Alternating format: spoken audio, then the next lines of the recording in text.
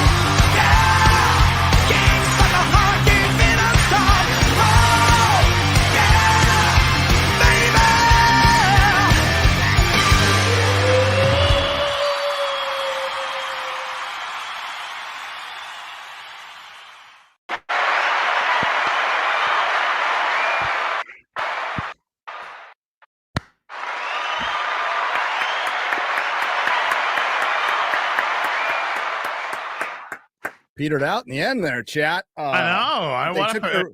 They took their blue pill and came right back.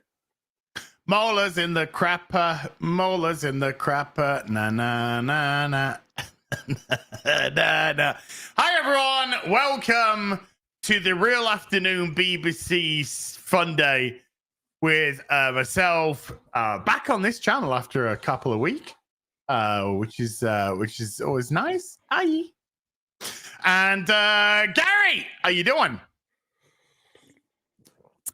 Really good. Movies. Really good. Yes. And his poops really do have little eyeballs and they become sentient. And then they go to San Francisco and take over the city. I'm doing great. And we're not late. What chat? Okay. We're not late. We're on time. We're right on time. We actually started at 4:59. So go No. We love you. I'm doing fantastic. You could love someone and still make him go fuck himself. Oh, absolutely. I mean, that's how I talk to you and Mahler and Jeremy, I know. Ryan and everybody. I know. Dude, when Drunk 3PO posted on Twitter, it was just like, oh, good news, my channel got remonetized. And I replied by saying, and I was having such a nice day. I know. And he was replies with like one of those gifts of just like,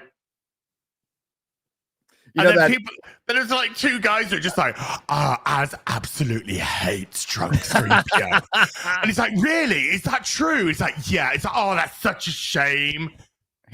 Jay's such a good guy. Yeah. Just, what do they make in their fucking man bad? Did you see what Gary posts about me on Twitter all the time? Dude. What I was, so you know that there's the meme on Geeks and Gamers Daily, like I agree with Jay, right? Yeah.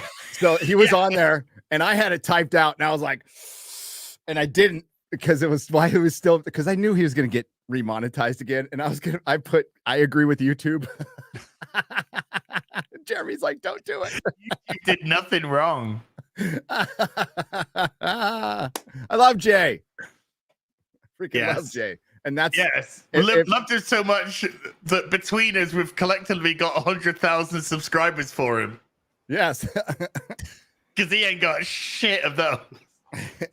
Listen, he's so close. He's so close. When Acolyte season 2 comes out, he'll be able to get over the hump. Yeah. When the next Star Wars things happen. Hey, that petition's getting somewhere, okay? It worked for Game of Thrones season. So,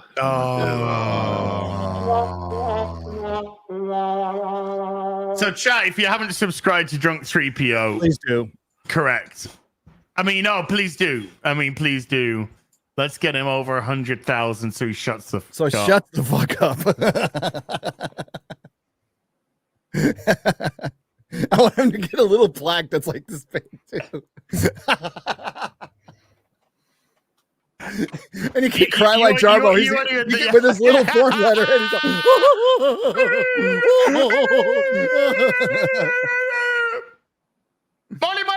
Molly. How you doing? Hello. Oh, you know, beautifully. Seems everyone already knows the news I have, which is just I've been playing that little video game. Oh. No, I got rid of that, Gary, just now. That's fine. Oh my god. A space abortion. I guess that answers Mauler's questions about. Never mind. So yeah, it's just been playing a little Vidya. It's been fascinating, especially with the knowledge that it's being praised to hell and back by many people across the internet. I don't know what the fuck's going on. And I would love to watch some more people suffer on it, but I understand if I'm the only one to have to endure this. Well, I'll make you a deal. Event. Wait a minute. I'll make you a deal. Since you're outlawing, on Saturday, I'll play Dustborn. How's that? What does that have to do with me? Okay, listen, okay, here's the deal. I'll make you a deal. I'll do something that'll be lucrative to me. Okay? I'll play Wukong on Saturday. You play Outlaw. You play Dustborn. I'll play The Witcher 3. I don't want to play Dustborn. It looks horrible. I'll make you a deal. You play Outlaw, and I'm gonna go have sex with my wife. Okay? And I'm like, I'm not sure if it's better than I'll make you a deal.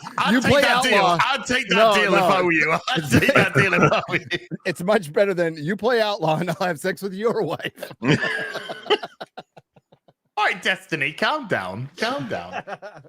The way I see it is the Dustborn looks like it's got too much boring shit in it and not enough memes. But maybe I'm wrong. We'll have to see. Because I'll watch you play. It looks like I'll play Extreme SJW edition. Ooh. Oh, with the zipper. I'll just make all the decisions which are like if I get a triggered, we're getting triggered. If we're getting a pronouns, I'm doing the whole business. I mean, I'm lame. Is it multiplayer or is it single player? Single player. Oh, because you can play with woke X-ray girl. Oh well, I actually had to turn her second stream off. She told me, right? I played it for an hour and a half. Nightmare. Would never do it again. Refunded it. And I was like, oh yeah, fair enough. And then I fucking blew up her channel one day, and she's streaming it again. No, because a very disturbing occurrence occurred. There was massive simping for woke Gray girl on Twitter. Yeah, and I'm like, oh god, no.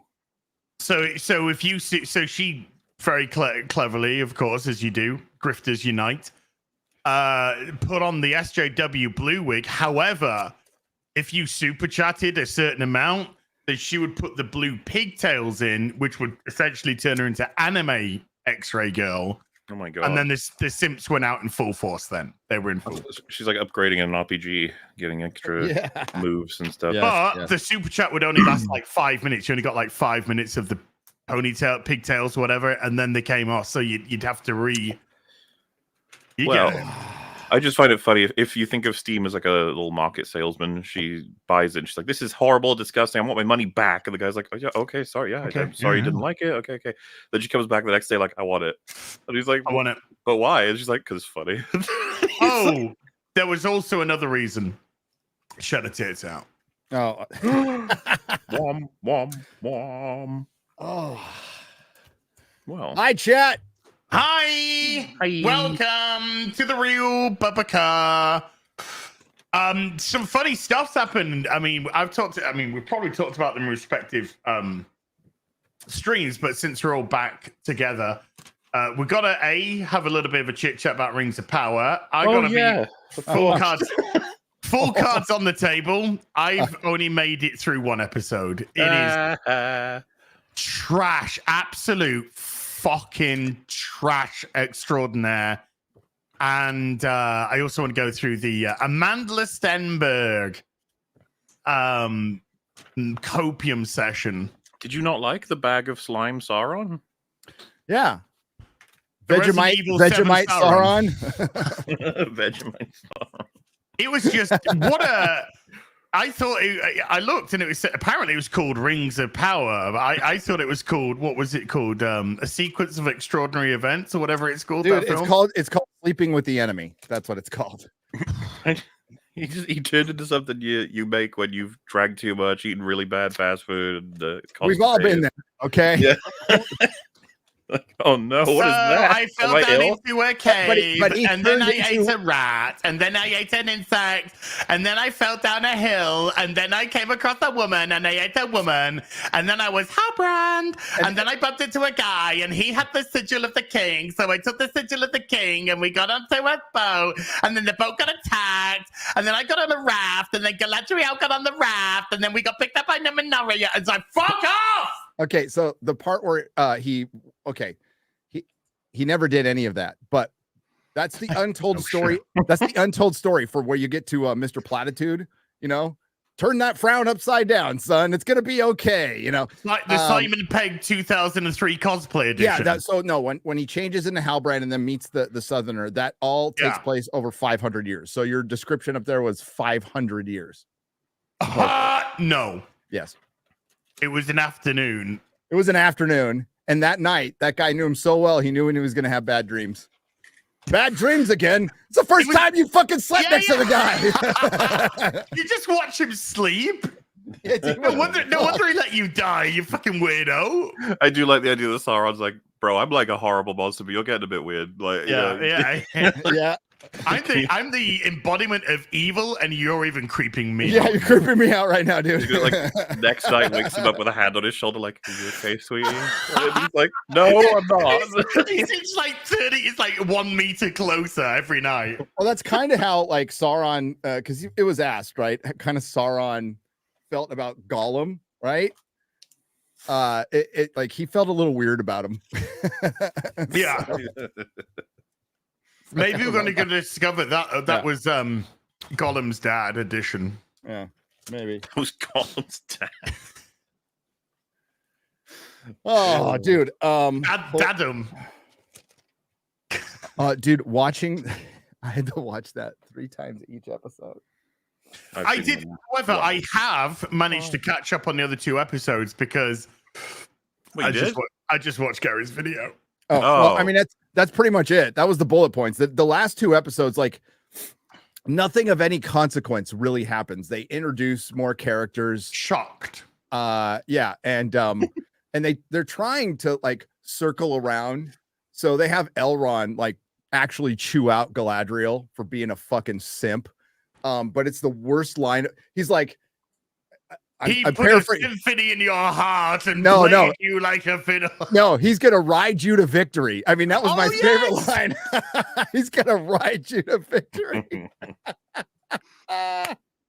Still, like you could celebrate this tiny moments of like funny shit where they rip into each other, but I'm still at the point of I couldn't believe how everybody in they all accepted. Yeah, Celebrimbor could be corrupted by an evil Dark Lord or whatever. Might be happening. No. I mean, I kind of scratched the surface, saving it for future videos, but like his character assassination is as bad as Sauron's and Galadriel's now. And it might get worse. Absolute bumbling fucking idiot. And they get that out of he's a grandson of Feanor, made the Cimarrols, and there's some insinuation that he wanted to live up to that, right? So there's like a chip on his shoulder, and they made that into he's just a bitter. They made him into Simon Tolkien. That's what they made him into, Simon Tolkien. Well, good. Kind of bitter, bitter. Apple fell really far from the tree. No talent. Wants to have a troll based on Mike Trout. Nice music. Wants Sauron to have a Walter White story. Oh. I didn't know Walter White was a fucking case catalog guy. Well, now we have to cast all the other characters from Breaking Bad as Rings of Power characters. Like who's Gus? Who's Galadriel? Please correctly pronounce these words. Galadriel. I watched the pronunciation. By the way, did you ever hear that kind of R rolling in Jackson's Lord of the Rings? No. So you roll it once, but the speech coach that I watched the video on, she says you have to roll your R's like a minimum of 3 times. So it has to instead of Sauron. And it sounds for one, no wonder why the budget's so high, because they have to probably retake so many scenes where it's like, I didn't roll it 3 times. God dang it. You only rolled it twice. And it makes the acting so piss poor. And I like Morphin Clark can do it, right? Because isn't she like fucking Welsh or something? Weirdos like that. So yeah, we know about that. You can say little side note about the Wales people. There's a kid on Twitter who's the Welsh Padre fan. He might be the only Padre fan in the UK, and he's the only Padre fan in Wales. He flew out to San Diego, and they played him the Welsh national anthem for him on the Oregon. They did all this cool shit. So hail to the Welshman who's the Padre we got fan. some breaking news. Mola, are you ready for this? No. Concord will be taken offline on September the 6th. All players will receive a full refund. Oof. Ouch you go. Well. So who created Concord?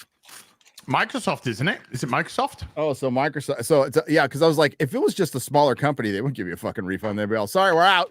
Wasn't it about 120 to 150 million that cost? Well, Sony, not Microsoft. Sony. My bad. Sorry, Sony. Was Sweet Baby Inc. involved or any of those types? Yeah. So like this is the gaming bubble. Here's your gaming bubble bursting. It's still going to be around. It's still the 200 million budget. It's still the biggest form of entertainment, but like big companies are going to start not dropping this kind of money on stuff that's just. Gary, I'm going to show you a picture of one of the characters from Concord. I can't imagine why they would refund everybody and call the game. That is, man, that looks like fucking Fallout to me. It actually does.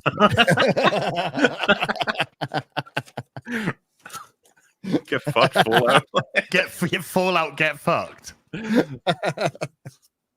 Excuse me, can I speak to the manager of your team? Jeez. Wow. Concord will be taken offline on September 6th, 2024. Just by the way, in case we have to stress that is in 3 days' time. And all players will receive a full refund. By the way, that Acolyte signature petition thing, I just saw the post from today saying it hit 65,000 signatures. Nice job, everyone. It's like 65,000. A whole 65,000, huh? That's nearly all the viewership. But I was like, how can you think that's a good result? I'm one of them. I am too. It would have been funny if you'd said I'm half of those. This brew created 300 accounts by himself. Every night I just new accounts, new signs. Dude, nobody wants an Acolyte season 2 more than everybody here. Okay. Yes. We all want it, and we will rejoice if it fucking works somehow. And if Manny Jacinto, I'm behind you. Make it your life's goal. Make it your life's goal. IGN gave Concord a 7 out of 10. Well, that makes a lot of sense when you see they gave Dustborn a 7 out of 10. They gave Dustborn a 7 out of 10. Do you know what they gave Stellar Blade? Here we fucking go. Was it 5? A 7 out of 10. What? See, IGNing. No, this what is. What about Monkey Game? Ooh, let's find out. Let's find out. What all you have to do is say IGN. Thank you. It got IGN out of 10. Screen Rant. Thank you. Kotaku. Thank you. We would not exist. We would not be here if it wasn't for you. So thank you. Yes. Yes. Let's try to find the review. Walk through. I want the review. Come on, give me the review. IGN. Reviews. Here we go. All reviews. I want to squirrel with it. Oh, I might be playing with Squirrel with a gun. That looks like it could be fun, actually. Squirrel with a gun? Squirrel with a gun, yeah. Mm-hmm. Oh, they gave Star Wars Outlaws 7 out of 10. Wukong gave an 8 out of 10 for Wukong. Well, there you go. I guess. Fallout London, 7 out of 10. Gigabyte 16x review, 7 out of 10. Google Pixel 9 review, 7 out of 10. The Samsung Galaxy Z Fold, 7 out of 10. Star Wars Outlaw, 7 out of 10. The Victrix Gambit Prime is a pro-style controller worth considering, 7 out of 10. Monster Jam Showdown review, 7 out of 10. Concord, 7 out of 10. Beetlejuice, 7 out of 10. Terminator Zero review, 7 out of 10. No shit. Oh my God. Okay, at this point, 7 out of 10 just means we've reviewed it. You can read it if you want. doesn't tell you anything. It got IGN out of 10. I think it only ever matters with IGN if they give it a 9 or 10 or like a 3 or lower. If they give it any of those areas, you're like, oh shit, something's going on. Oh. You didn't give it a 7 out of 10. What happened? What did they do to you? Did anybody watch Terminator Zero? I haven't yet. No. I watched the first episode. A lot of people were liking it, and man, it's not bad. I just got to get over. Oh God, it just starts out with a girl completely fucking kicking ass and swinging around, and it's animated, so whatever. But the animation looks okay. So far, it's fine. It hasn't totally grabbed me yet, but I'm gonna continue. I only watched one episode, so. I was kind of waiting for someone to recommend it, and like if Drink or you did, I'd be like, oh, okay. It didn't make me want to rush to that second episode. Instead, I went to bed. So, I mean, but it wasn't terrible. Concord going offline this week as Sony offers full refunds. It launched to minuscule player numbers. Sony has announced that its PlayStation hero shooter Concord will be taken offline on September 6th, 2024. All players will receive a full refund. Announced on the PlayStation blog, director Ryan Ellis said, while the many qualities of the experience resonated with players, that's just a lie! Because nobody fucking played it!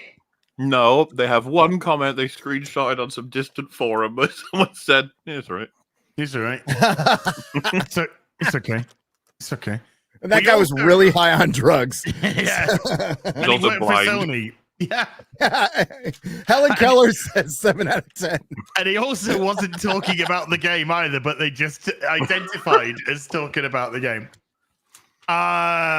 We also recognize that other aspects of the game and our initial launch didn't land the way we intended. Concord will therefore be taken offline so that Sony and developer Firewalk Studios can explore options, including those that will better reach our players. I don't know. I've got an idea, right? I got an idea. Go with me on this one. Yeah? Hear me out. Maybe stick a white person in so you don't look like a bunch of racist fucktards. How about that? Yeah? Because inclusion and diversity and all that kind of stuff. Inclusion and diversity means no white people. This looked like a fucking joke from the start. It just looked like a fucking complete and utter SJW fucking coke sesh. Oh my God. It's about time we had a game with no white people in it. Just Jesus wept.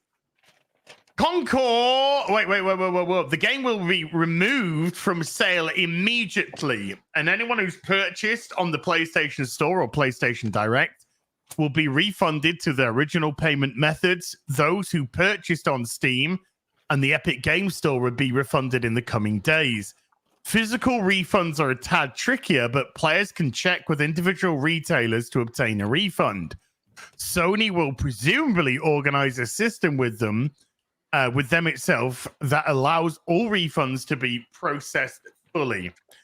Once refunded, players will no longer have access to the game. Sony made clear. Concord arrived August 23rd. Jeez, is that it? Less than 2 weeks ago. Holy. Meaning that it's been removed from sale just 11 days after launch and taken offline for all players a mere 2 weeks after. Even those who bought Concord will no longer be able to play the game after September 6th. Oh no. Get your hours in now. Its launch was nothing short of disastrous, with analysis telling IGN it likely sold fewer than 25,000 copies. I will say it's more tempting now to check it out as lost, destroyed media. Yes. Than it is, like when it was coming out, it's like, fuck that. But then now that Picking it's up like a physical copy. It's like Willow. If they said for limited time only, Willow will be selling a 4K collection, I feel like Disprue would pick it up. Yes. I've got to. You gotta have mementos. Okay. You gotta have. I have a Marvels poster. I do. I drew a big ass on it, and I'm gonna frame it. Yeah. So I do. That poster was fantastic. It was so good. It debuted to a tragic 697 peak concurrent players on Steam, a number that made the 12,786 players of Suicide Squad Kill the Justice League, which debuted a disappointed, which was dubbed a disappointment by Warner Brothers. I know, they're hard. Discovery boss David Zaslav, and caused a $200 million hit to revenue. Looked like a titan. No, not really. No. I don't think you can call a 200 million hit a titan, IGN. You fucking tosspots. It comes after 8 years of development. Fuck off. And presumably tens of millions, if not hundreds of millions of dollars spent by Sony, a company already shifting gears away from live service heavy future. Sony president Hiroki Totoki committed Suzuki Toyota. Yeah, to launching just 6 of 12 live service games in development, and one based on The Last of Us has already been cancelled. Just 6 of 12 live service. I hate the term live service games. Me too. It's horrendous. But when live service started, I don't know a single person, a single legitimate gamer that said this is going to be the fucking death of gaming. This shit. And look what's happening now to these games. They're not even functioning. They're not even working. Which is insane when you say something like, "Oh, it's been developed for like 8 years by thousands of people with bazillions of dollars." It's like, how the hell did this happen then? What the fuck have you guys been working on? That's one of the things that hit me about Star Wars Outlaws. I keep coming across things in the world where I was just like, who played this? Who played this and said to the devs, "Yeah, this is good to go"?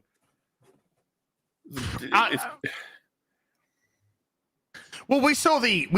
I haven't played the game yet, but I saw the trailers that they put out and the gameplay footage that they put out before the release, and it looked PS2ish in nature in terms of animation, in terms of gameplay. It looked garbage. I mean, there were PS2 games which are substantially better than that in terms of both look and gameplay. Well, I mean, it's frozen for me several times. I've gone through the map. The AI gets broken enough that they can't shoot at you because they don't know where you are. But even if they do, they have the aim of like Disney Star Wars stormtroopers. It's honestly accurate sometimes, to the point where you wonder if they did it on purpose. You don't know. The stealth mechanics, man, that's some of the funniest shit. It's some people call it a stealth game. I couldn't fucking believe it. There's like 1, maybe 2 mechanics, and that's it. It's like I don't know if you've seen the clip going around of Asmongold, but if you crouch in long grass, the enemies cannot deal with you. They'll be standing right next to you, and they're just like, "Where did they go? I saw something. I could have sworn it," and shit like that. I would show you. I'll try and get some clips so I can show you some of the funny shit that happens in this game. And that's the. Is that the article? That is the article. Wow. I imagine they'll launch again free to play. I think this is it for Concord. I don't think this is going to rematerialize in the future. I think this is going to get anthemed into the ground. the fact that they're taking it offline so quickly. Yeah. See ya. Crazy.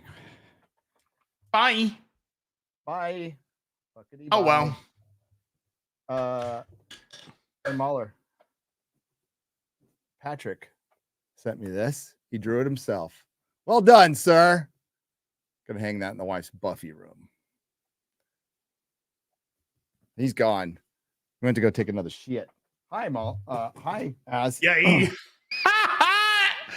just fucking deuced out. He just deuced out. Yeah.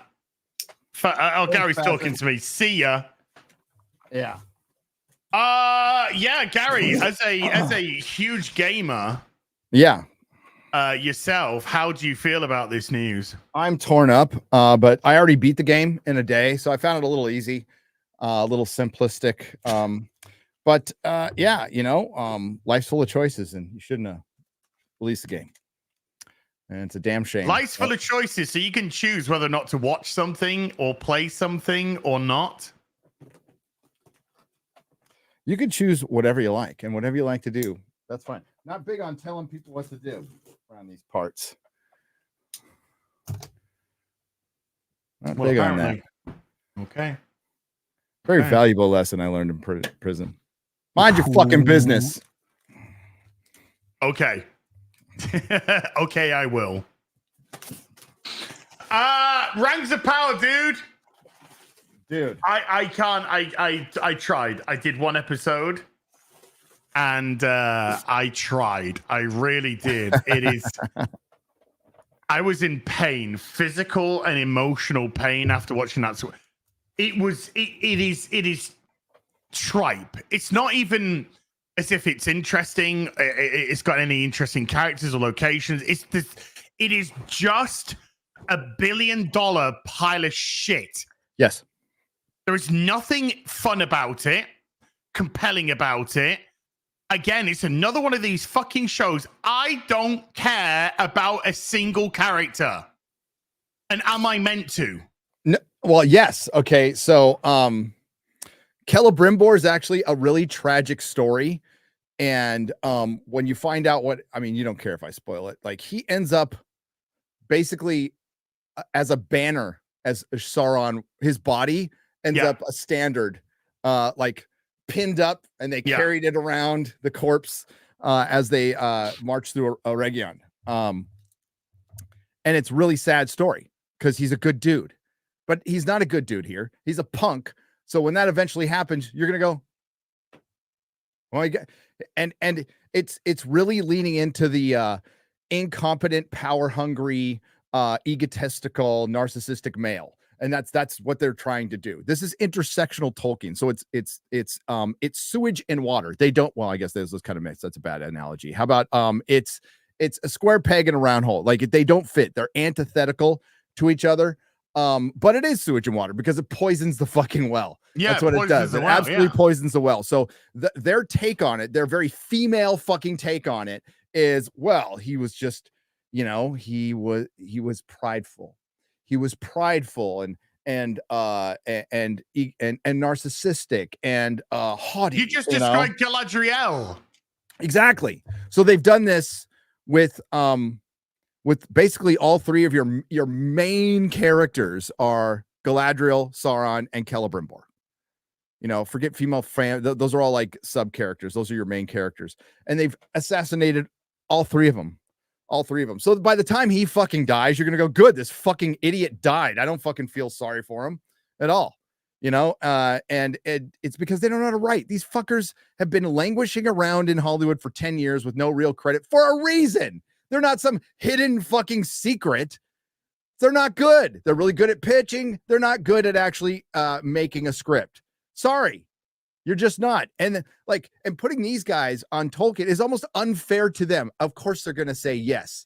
But the people like Jennifer Salke and Lindsay Weber, these are fucking idiots. These are woke white women idiots who are in charge of something that's beyond, it's above their pay grade mentally. Okay. Way above their pay grade mentally. They don't fucking understand it. They don't want to understand it. The first thing they see to Tolkien as is, there's too many men. There's too many men. We need to put women front and center. It's about time we put women front and center in Tolkien's world, the thing he made up and spent his whole life. And then we're going to go out in the red carpet and bullshit you all about respecting his lore, going back to Tolkien.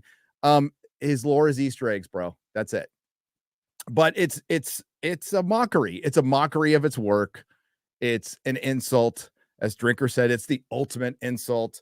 They're pissing on his grave. Yeah. And he would fucking hate. He wouldn't like the Peter Jackson films either. Promise you.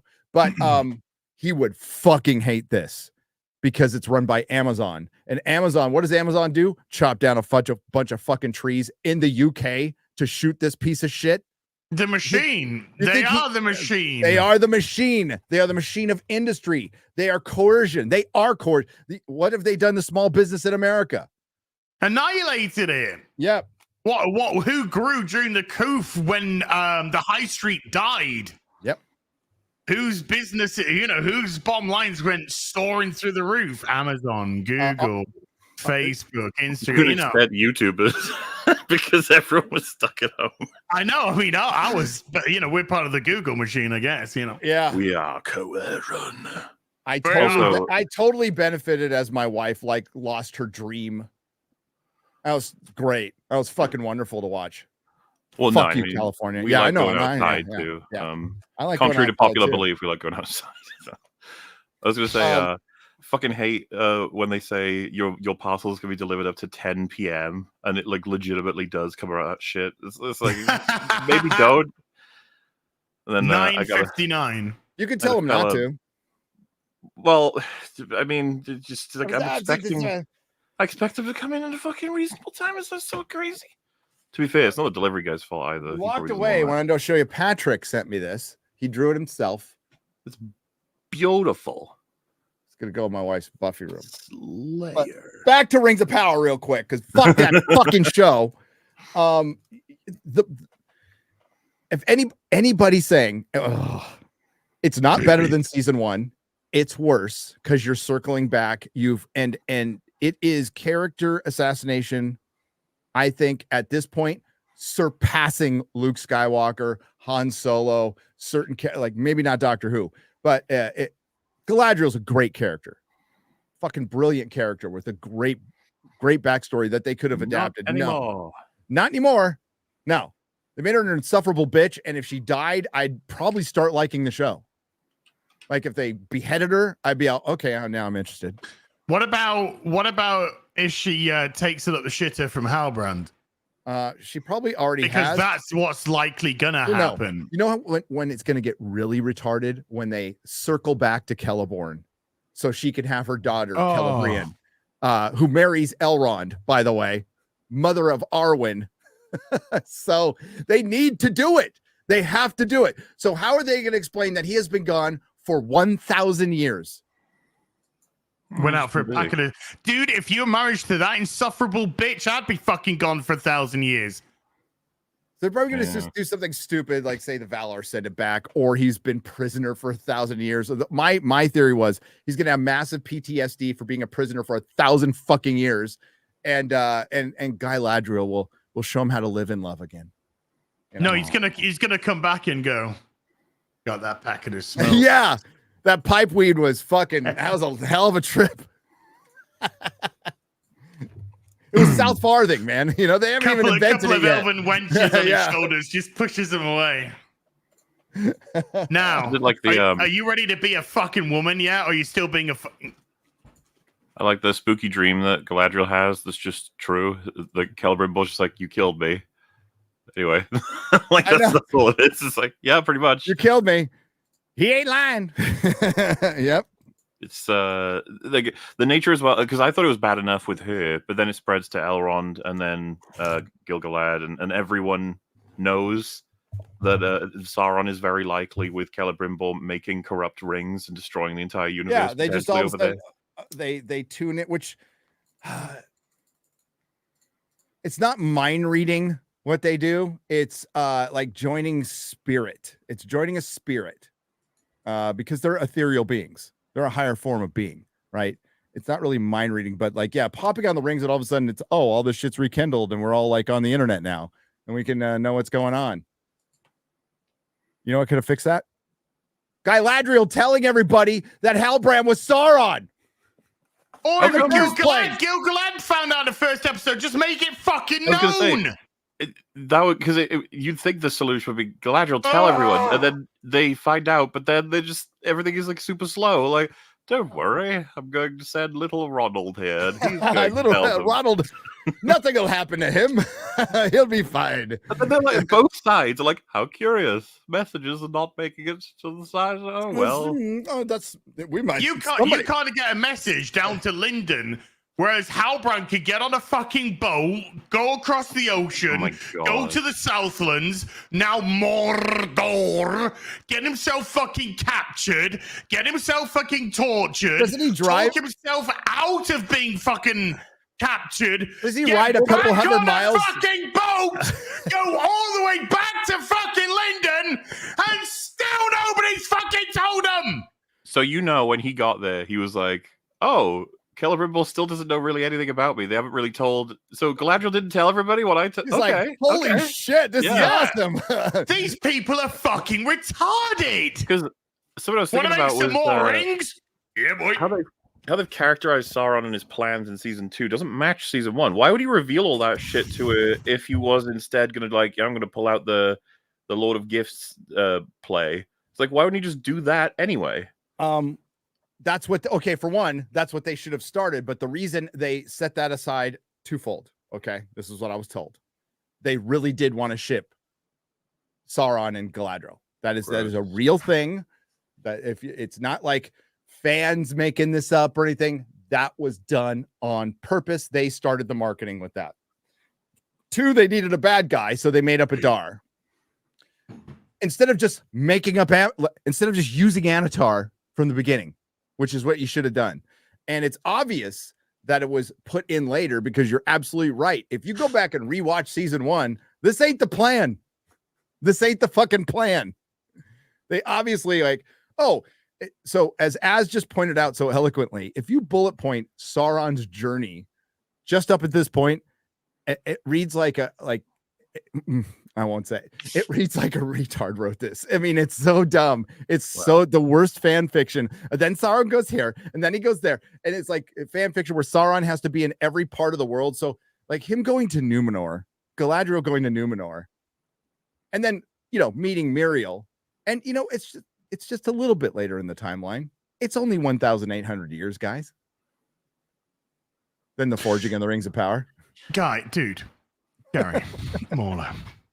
It's so Halbrand's plan was to travel across the fucking ocean to Mordor. Okay, Uncle, you're right. To get captured by the orcs, to tell the orcs that he was still alive.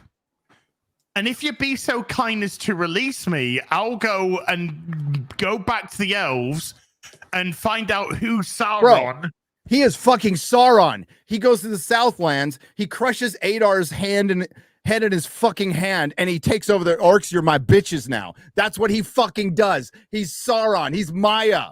He's not gonna go, well, I need to sneak around. So this little pack of family loving.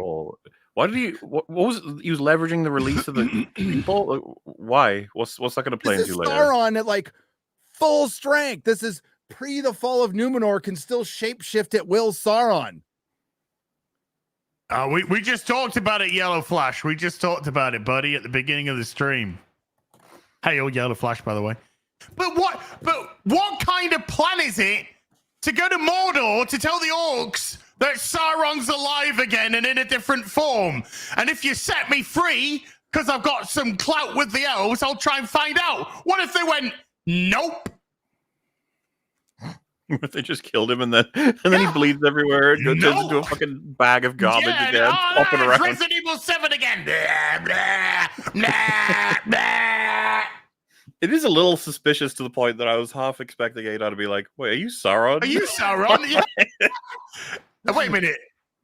You're him, aren't you? You wouldn't sense that. Sauron doesn't have any kind of aura in any way, shape, or form. He's just that nice, friendly Halbrand who, like I said, what's the deal? How does Sauron benefit from releasing the men? What's the idea? So person in the chat, Maya's singular for Maiar. Thank you. Continue. What's the benefit of getting them to release the people? Why did he do that? The benefit of him releasing to fool Adar so he can usurp his orcs so he can trick them to march on a red one. Hey, I'm explaining it as, and it totally makes sense. So he'll go back to the elves when he goes, trust me, bro. And then Adar goes, follow him. And it's that girl, right? Let's just fucking back this shit up for a second. He's working off the assumption as Sauron can kill every fucking buddy in Mordor right now by himself. Yes! But he got killed by 5 stinking orcs with bloody knives! Okay. Because he's fucking retarded! And then he's working off the assumption that the elves are fucking retarded, and that the orcs are even more fucking retarded that they let him go back to the retarded fucking elves! Yes. To be fair, those swords were sharp. It totally makes about as much sense as meeting Galadriel in the middle of the ocean and then going to fucking Numenor and wanting to join the Union and then come back and maybe fall in love with Galadriel or Celebrimbor. Not really sure at this point. Chat, you're right. Ship them and then forge the rings out of order because the Master Smith of Middle Earth didn't know what an alloy was. And you think we're joking about that? We're not. The Master Smith of Middle Earth didn't know what an alloy was.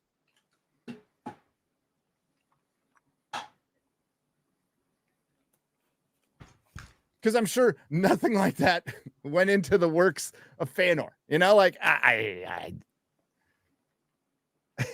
hope everyone fucking dies. I hope everybody dies, every fucking one of them, and they all died happily ever after. I love his introduction to Celebrimbor as Anatar, where he's like, all the lights get turned out. There's thunder and lightning, rain. He's like, not everyone is who they seem. It's like, this is definitely an angelic introduction. Like, I'm buying the vibe. I know. He comes out with like goat horns and a forked tail. I'm an angel. I'm not a harbinger of death, bro. Trust me, bro. But he just looks exactly like fucking Halbrand with a wig. He does. Yeah. I have a voice changer. So why isn't anyone walking in just going, why is Halbrand put a wig on? I'm totally not evil, okay? I'm like the nicest guy in the world. John Campier's loving Rings of Power Season 2. Well, John Campier's a fucking retard shill that is more interested in getting his fucking sponsorships and sucking fucking dick in the fucking industry so he gets his access than actually telling a single fucking truth. That's at least my opinion. Yeah. Is he paying his people now? That's all I want to know. I don't know. Sometimes, maybe. Sometimes. Okay. Sometimes. Is he paying them the amount? I honestly, you know what? I'm going to be fair. I'm going to be fair to Campia. I think he is telling the truth. I think he does actually like it. I don't doubt it for a second. I do. No, I don't. I really don't doubt it. And that's being much more insulting. Believe me.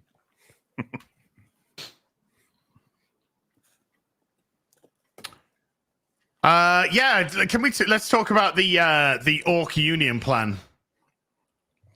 Yeah, let's talk about the Orcs because the Orcs, the evil Orcs, they just want to settle down, have families, be evil. No biggie. Just let my people go. We just want to murder the people from this area. And now that we've murdered the people in the area, got rid of them all, massacred them, enslaved them, we just want to live out family lives. If we had better parody stuff happening, in real time with different TV shows or even movies, you'd have that scene where the horrifying boss monster thing is like, we will collect our armies and we will go and destroy man. And then some orc's like, oh, but I quite like it here. Quite nice. Yeah. It's quite nice, actually. It's actually a good name. Now. They've got some cows, some chickens. Well, My it's young got a ones really are good running school around. system here. So, really, It's got excellent dental. It's got really good dental. I don't think. Do we need to go to war? and our kids are friends with sklurgies down the street. Sklurgies and glurts. They're the sweetest couple. We can't move away now. And man's all right. He doesn't. Yeah. He leaves us alone. Ah. So, Get up in the morning, get me avocado toast. It's lovely. Then Adar's like, "No, we wouldn't go." She's like, "You're very tense, Adar. You've got a lot going on. You got a lot on your shoulders. I understand that." Have you tried some yoga? Have you tried speaking to a therapist? There's a wonderful therapist down the road. Deals with us all. Pilates? Yeah, it's really good. You can unload on them. It's great. How did you get this land? We just massacred everyone and enslaved everyone that was surviving, and then when they're used up, we're just going to kill them. Raping mostly.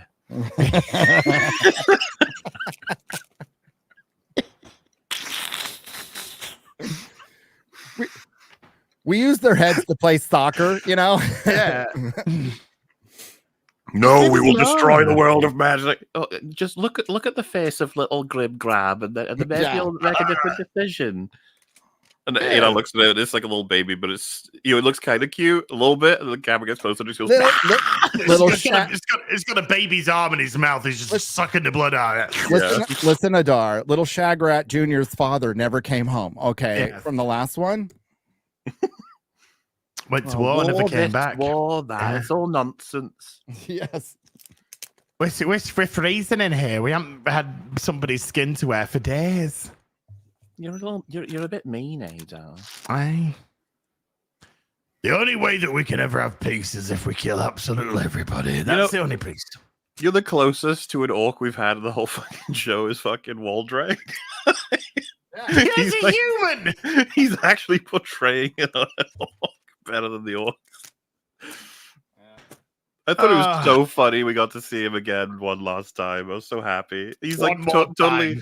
He's embraced being a Mordor torturer. He's just like, this is my life now. This is a man who loves his he's job. living his best life. Yeah, I'm living my best life here. Get up, get some brekkie, do some torture, and it's awesome, isn't it? Had a great the time. season where he was like horrified to have to kill one of his own people. In season 2, he's just gone full into it, like, yeah, I'm a fucking evil doer. Woo! Evil's awesome. Do you swear your allegiance to Adar? Fuck yeah, I do, and then some. Yep. Can I get a PS5? And I swear my allegiance twice. Get me a hammer. I'm gonna start breaking some fucking knees right now, me. He runs the 101 class on raping. He's got a little blackboard. So what you want to do is you want to grab them by the back of the air, right, before they can start running. Is this like raping a human? This will automatically take them off balance, which will make them fall down to the ground easier, making the job a whole lot fucking it. Like next week is the expert class. They all come in wondering what it's going to be, and he's like, "All right, raping a cave troll. Here we go." It's the Waldrick 10 seconds. It's the Waldrick TED Talk. So I'm raping. So you want to rape you want to rape a nice troll? Okay. You want to be as successful as me? Here we go. Neat. Waldron is raping all you do. I do like a little bit of pillaging on the side, I also like woodwork. Yeah, I also love crochet. He pulls on a chair. It's not entirely balanced, but you can sit on it and it's all right. When I'm not raping, I do like to make some scarves, some little mittens for young'uns. So they can go out raping and not be cold, especially in wintertime, But there's orcs in the world who try to find themselves. They're not sure about everything. Like, Mr. Waldrick, he's like, what have you got a question about raping? And they're like, no.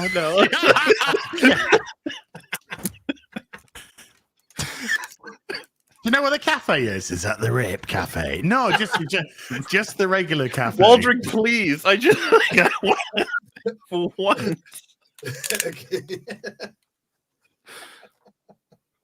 I just want to take care of all of you. I don't want you getting caught not knowing how to rape. It's pretty important around here. One day it might not be around. Who's going to teach you? And who's going to pass down The knowledge, the lore of the raping. The Lord of the Right. When the dog's tore his guts out, he's died, and Adol's like, "Oh shit, you okay?" And he hands him his book of rape. It's like Bilbo's book. Pass on the Pass it knowledge. to the young uns. Pass it to the young uns. They must know. He's writing his book concerning rapists. Concerning rapists. There and back again.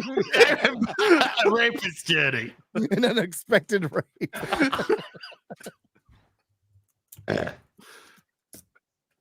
The return of the rape. Oh shit. Oh Yeah, it's we getting might be demonetized. I don't know. I don't know. Well, Oh well. It was Key to it nice is while it using the lasted. accent, so It was you worth can't the laugh. tell, right? Yeah, yeah, speaking in English in accent and using the Yorkshire accent. We are currently still green, chat. Let's see if we can maintain it. Oh God, that was so fucking pathetic. I don't want to see the animated versions of everything we just said. Well, they're coming to a donkey near you, I guess. Or something. I don't know. It's probably getting close. It is shocking, shockingly bad. Shockingly, I can't even. I just can't even. I can't even. Done. It's impossible to watch. I think it's impossible to watch. One episode. I'm good, thanks. Yeah, I watched all three times. Brother Power and Sister Son, world famous evil doers. This is such a good comic. I love it. Oh, hey. Yeah. There is a small update on a new show that Gary's seen some of. Oh. Yeah. Oh, Arcane. Oh. Which is? Okay. Well, you gotta. What do you have to say? Oh, is that a is lead in for me? Oh. Yeah. I watched Arcane. I liked it. The first 3 episodes, I watched it with Mahler. I like the twist. I think the animation is spectacular. I was like, fucking blue-haired, pink-haired girls. Nope. That's been pretty much why Nope out. But aside from, I have a couple of nitpicks about the first 2 episodes, but they're really good. The voice acting is amazing. The emoting through the animation is pretty fucking spectacular. Like it's got a lot of charm, and yeah, I liked it. I like it. I will continue. I will finish the series. I will watch season 2. Okay. Well, I went to the cinema last night to see a film. Was it it wasn't The Crow. I saw Deadpool Wolverine again. Oh, I did. I saw it again too. The night before last. Melissa hadn't seen it. So. taking it to 5 times. I've seen it at the cinema now. I've seen The Crow. I watched The Crow. Back at number one. Yeah. For the last, not the Crow. Not the Crow. No, not the Crow. The Crow. Not the Crow. Was a giant piece of dog shit. A giant piece of dog shit, and just another bad Crow movie. But they make the other bad Crow movies look like good Crow movies. This one was utter trash through and through. Do you want to have a hazard a guess where the Crow currently sits after Labor Day? On streaming? On no. At the box office. Do you know where it is at the box office right now? 10th. I'm gonna say. Okay. 11th. 13th. How's Romulus doing? Romulus doing well. Hold on, before we go to Romulus, it has done a worldwide. Do you want to guess the Crows worldwide? 1 million. No, 2 million. Worldwide, Gary. Okay, 3 million. Okay. Morley? 50 million? Okay. All right. That's okay. 10. Okay. Oh. That's too many people went to see that.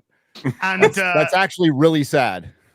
10 million worldwide with I was closer, by the way. Just want to point out that I was closer. 8 million of those being domestic, only 2 million international. So I was right, international. But you said worldwide. Pretty much, yeah. Alien Romulus is up to 285 million worldwide. Yeah, so everybody's like saying it's the second most highest grossing alien movie. Yeah, adjust for inflation, please. Well, also, like, that's not. I can guarantee that they're happy with the result in terms of like, oh, we'll get another alien. Alien's not dead. They will. They would have wanted more than that, I would imagine. I think so. Yep. I think this is okay. It's made a profit, no denying that. It's made a little bit of a profit, probably around It's niche. 60, 70 million, which is not to be sniffed at. But I think after the first opening weekend, I don't think it hasn't made that profit yet. This is not the result that they wanted. Three times budget. So they have to it's an $80 million budget, 8 times 3, 24. Okay, it's about 40 mil. Yeah, it's so it'll probably get a sequel of similar or lesser budget, depends on how it does later. And if people like it, that's perfectly fine. But it's a big nothing movie. It's not the worst thing I've ever seen, but like it doesn't move anything forward. And that ending was shit. And it just repeated a bunch of stuff with characters I didn't give a shit about. I feel like it can't make an impact to like the memory of people going forward. It won't be, if you split everything between, on one side it's Alien and Aliens, on the other it's everything else, it's going into the everything else side. There is more bad aliens by a long stretch than there is good alien stuff. Same with Terminator. It's been a while, lads. It's been a while. Same with Terminator. It's exactly the same boat. Terminator 1 and 2. And I think that's pretty much where you stop. Same with Predator. Yeah, I agree. Jurassic Park, similar. I think absolutely Jurassic Park. I mean, I'm in the boat that there's only one Jurassic Park movie personally, but no, I'm with you on that. That's a bit of a hot take, but I'll be with that. Yeah. I don't think anything after that's been particularly good at all. Stan Winston was involved in all 4 of those. Really? Yeah, because he was. Correct me if I'm wrong. The original monster for Predator was going to be that weird bug green thing. Yeah. And then Arnie was like, "Well, I worked somewhat with Stan on Terminator. Can we get him in to fix this?" They did, because I was watching I've been watching the Alien Anthology behind the scenes stuff. I don't know if either of you have watched that. That special edition is amazing. And they go through like Jean-Claude Van Damme was originally in the Predator costume, wasn't he? In that Predator costume, yeah. And so watching them, design everything from scratch, and they have like a little section on everyone's comments on Stan Winston and how amazing he is at making incredible things, and you'll always know what's missing, sort of stuff. And yeah, I don't know, man. Like Alien, Predator, all the Terminator, just having those 3 under your belt, that's pretty incredible already. It's funny. There's a couple with Predator. Obviously, the first Predator was going to look fucking terrible compared to how the second one turned out. Right. The one that we know today, which was iconic, absolutely iconic. In the Prisoner TV series, Rover was actually nothing like the balloon rover that we seen in the show. Rover was initially going to be this kind of like almost like Jeep contraption, and it almost like a Jeep that had a saucer covering it with a oh god a fucking siren at the top, and it looked abysmal. And then he's just like, "But this is terrible. What can we do?" And then some guy just came back with a bunch of weather balloons and said, I've got these weather balloons. They're huge. And so they okay, we can attach wires. We can attach wires to this and use these weather balloons, and this becomes Rover. And that's how Rover got created for the Prisoner show. So it's amazing how something can come out of something great can come out, or iconic can come out of initial failure. Oh yeah, to be clear, Stan Winston was on Aliens. So he helped with James Cameron to make The Queen, which bringing him on obviously makes sense for big old movie monsters. But the original Alien, that would have been Giga mainly. Yes. Yep. So wonderfully impressive and iconic and forever remembered monsters in movies. Absolutely. Sorry, I had a little crisis there. Yeah, I found a picture. Oh, hold on, let me get the. Yeah. Yeah, it's doing fine, and it'll do fine, and that's kind of what I thought. It's just a fine movie. It's fine. It's fine. It's not like as bad as Madam Web. I really like. There's something you can build on there. You just need to, now that you've killed everybody, bring in a cast that's interesting and maybe a writer that's a little, oh shit. Yeah. This is what Rover was meant to be in the prison. This is their initial design for Rover, and it just, yeah. So like, okay, not working. Yeah, I still think it's made profit, all good, but definitely Fantastic. not. I think where they wanted it to be. No, especially with the budget, right? Because like comparing it to how other Alien films were made, despite the fact that some of the best ones had way lower budgets, they were all stressful productions and everything. This one, it was said by many people that you could see every last penny on screen. I think that as much as that's fine, I just don't know that if it were half the budget and it made the same money, that would have been significantly more impressive, I think. Well, you can't see, right? Take the Acolyte, okay? You can't see the money on the screen. I cannot see the money on the screen for Rings of Power either. No, of course. Todd McFarlane Prowler, by the way. Oof. To give you an example, because this is, I think the reason why this movie may be unfair is because it's the best of the best, but the problem is it's the same franchise, so it feels applicable. In Aliens, do you remember the shot where all the Marines are entering the main nest, and you see it looks grand? And there's a section of the behind the scenes where they're talking about how they made it, where it was an actual set for the first maybe 2-3 meters, and then it cuts into a really well rendered sort of background, that kind of thing. And it's supposed to convince you that it's a long hallway and that everyone's supposed to walk up almost right up to the wall, and then the scene cuts. Yeah. And apparently they sent that off, just pieces of it, to studio, and they were like, you guys are fucking burning all of your money on sets, these enormous great big sets. It's insane.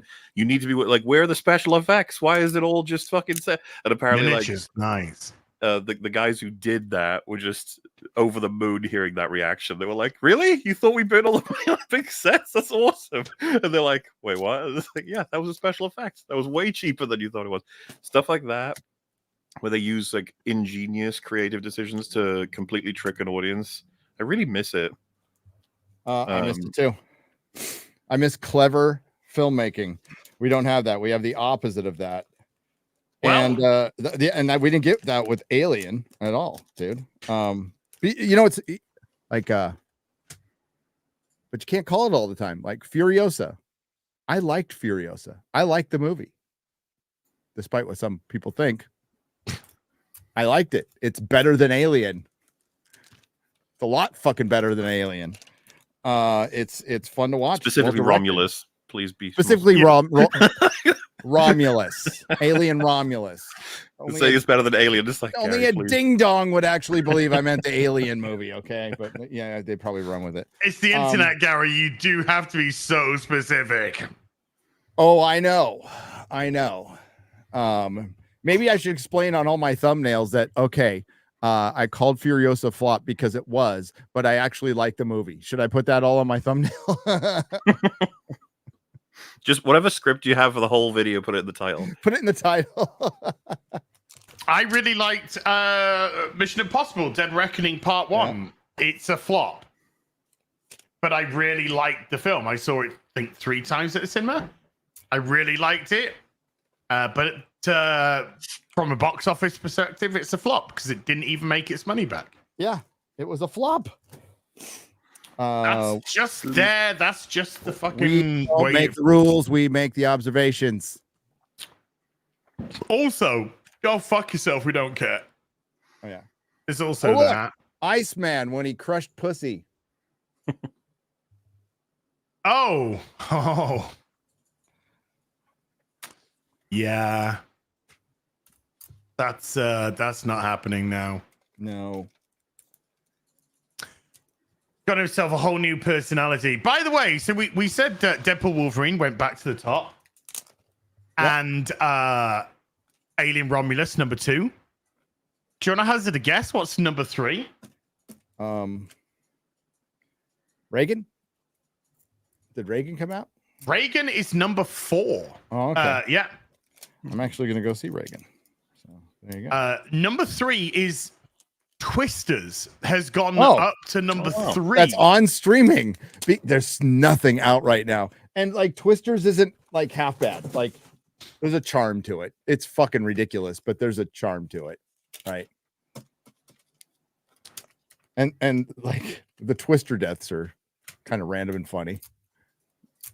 A couple sad ones, but Reagan was great. Reagan was great. Somebody said. Yeah, I heard it's good. They're screening at CinemaCon, and they were totally ready for like every critic to hate it. It's like Taylor Sheridan said when he was talking to Joe Rogan, and they're on to this, by the way. This is why.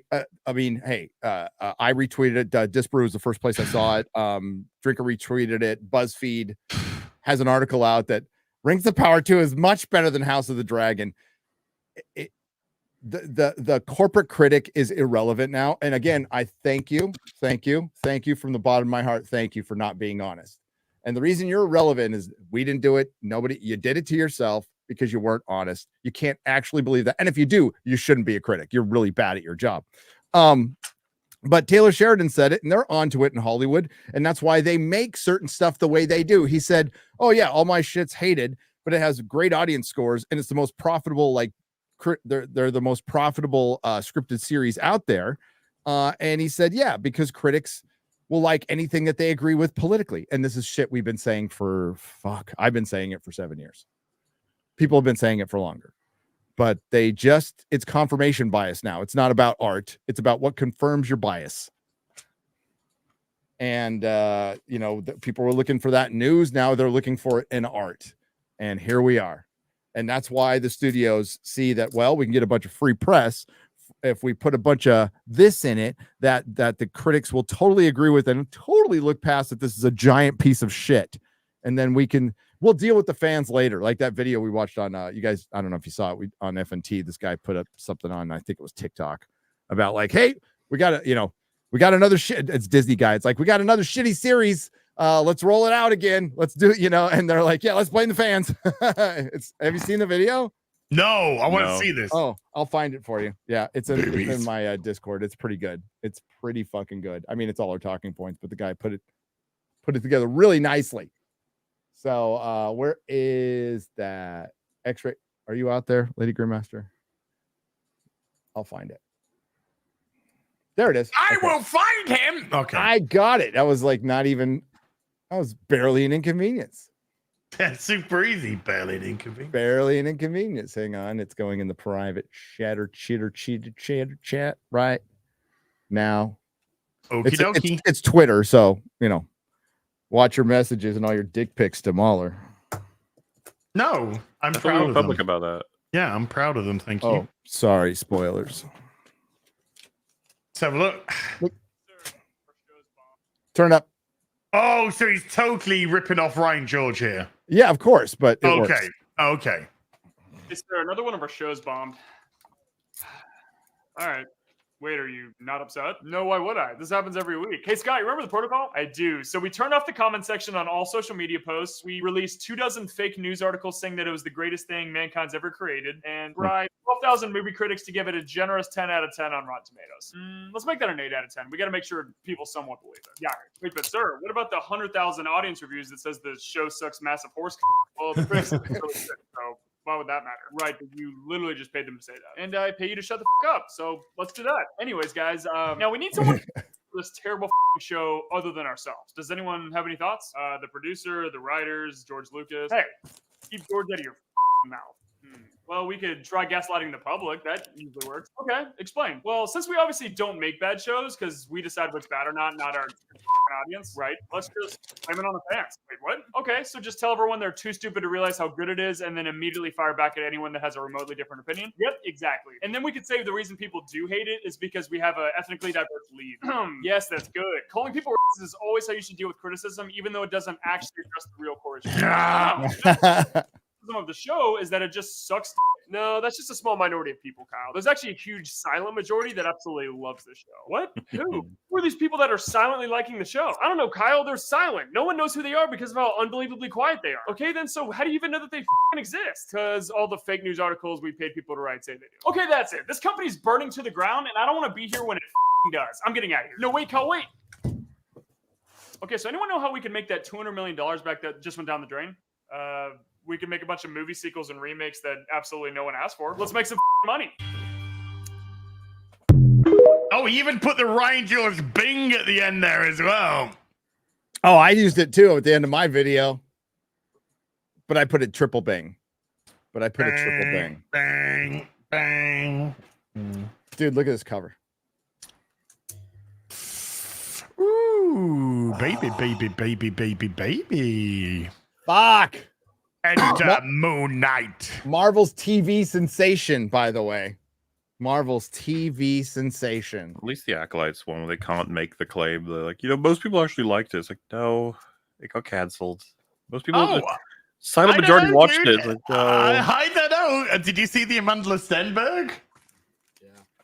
Well, she says a lot of things in that video. she's got a lot of opinions. Let's bring up the Amandla Stenberg. Not necessarily rational. Oh, while you do it that way, because Hot D got mentioned, Gary, have you heard about George's plan to release a blog about how she did not like House of the Dragon? Yeah. Well, the reason, did you read the blog? I didn't know it was out yet. I thought he hadn't released it yet. No. Well, he released a blog about his blog about the House of Dragon. No word on the win's a winner, but he said we aren't getting a win's a winner because of the rise of fascism. Oh, makes sense.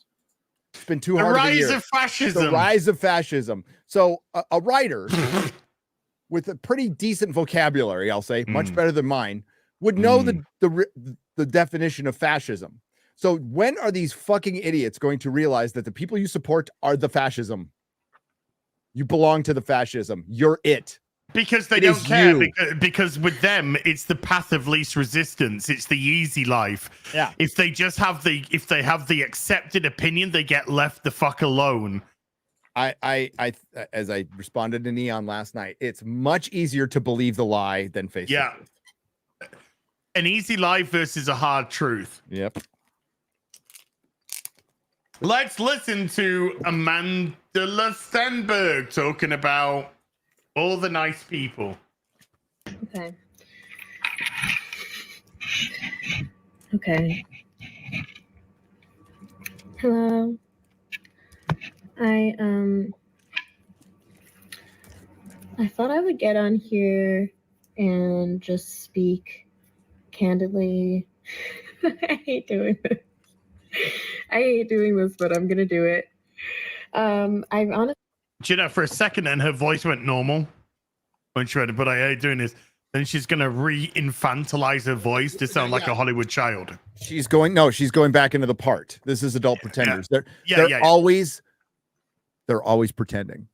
You never see their authentic selves in public or anything.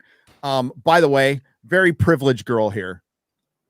Daughter of rich parents. Yeah, millionaire herself, 24 years old, been in Hollywood for over 10 years. Half Danish, half white. Somehow most oppressed woman on the planet. Boobies. honestly, I don't use social media very much anymore. Well, that's a lie. That's and I'm so happy about that. So happy I thought I'd take to social media to do an 8-minute video. I know. But there are many folks out there that I want to acknowledge and I want to show appreciation and love and support for. That's us, right? Thank you. Oh, thanks. That's really sweet. Nobody is more affected by the cancellation of the Acolyte than us three here, okay? Yeah. So, yeah. Okay, sorry, that's a lie. And disprove. And disprove. To talk about this, which is that our Star Wars show, has been canceled. I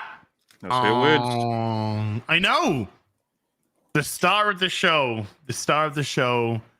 officially confirming that the Acolyte is. Yeah, remember after it was canceled? It wasn't canceled, it was just not renewed.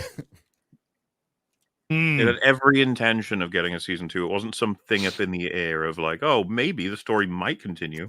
I wasn't fired, I was just asked to leave, okay? In the middle of the day while In crying. the middle of the day. Where's that season 2 of She-Hulk? Where's that season 2 of Moon Knight? Where's that season? Give it a sec. They got to sort out contracts. It's coming. Yeah, dude. Okay. Shit doesn't happen. This is totally normal. Same with Doctor Who renewal for season 3. It's totally normal process to wait. Did you hear the new thing by Russell T Davies? Oh no, what is it? Oh, he said, well, there's no news on a season 16 because, these things take time, and it doesn't look like we'll probably have any information about season 16 until after season 15 has come out. You know, the one that's actually been already commissioned. Yep. That's crazy, bro. What? It's not looking good, Docky Who. Not looking good. No, and all the articles about it acknowledge like the ratings were good. Like this did not go over well. I just like the idea of trolling and being someone who's a friend, but also has a different TV show that got renewed during the release. You're like, yeah, mine is crazy. They rushed mine apparently. Yeah, that's weird. I know. Because Oz was just picked up straight. Yeah, I don't know. Yours must. Yeah, I'm sure they're gonna ring. They'll contact you for sure. They'll call you.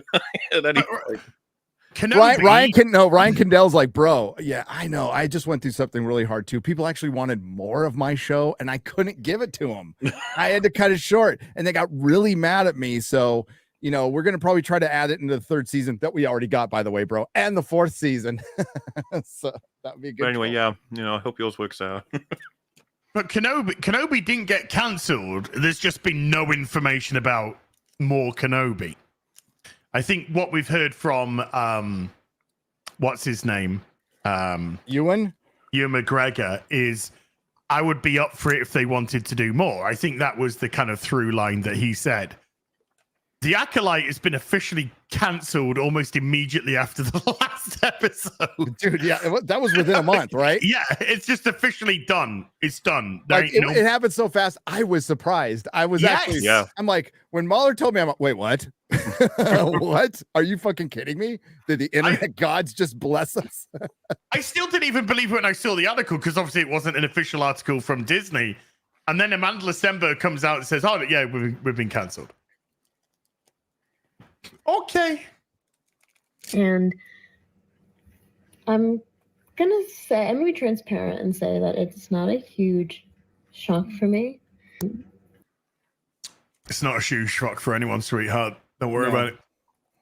Of course, I live in the bubble of my own reality, but pay attention to that line because that's gonna come back repeatedly to bite her in the ass. Underrated.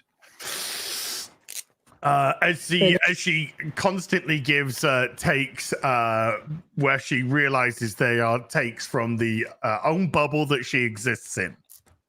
But for those who aren't aware, there has been a rampage of vitriol that we have faced since the show was even announced, when it was still just a concept and no one had even seen it.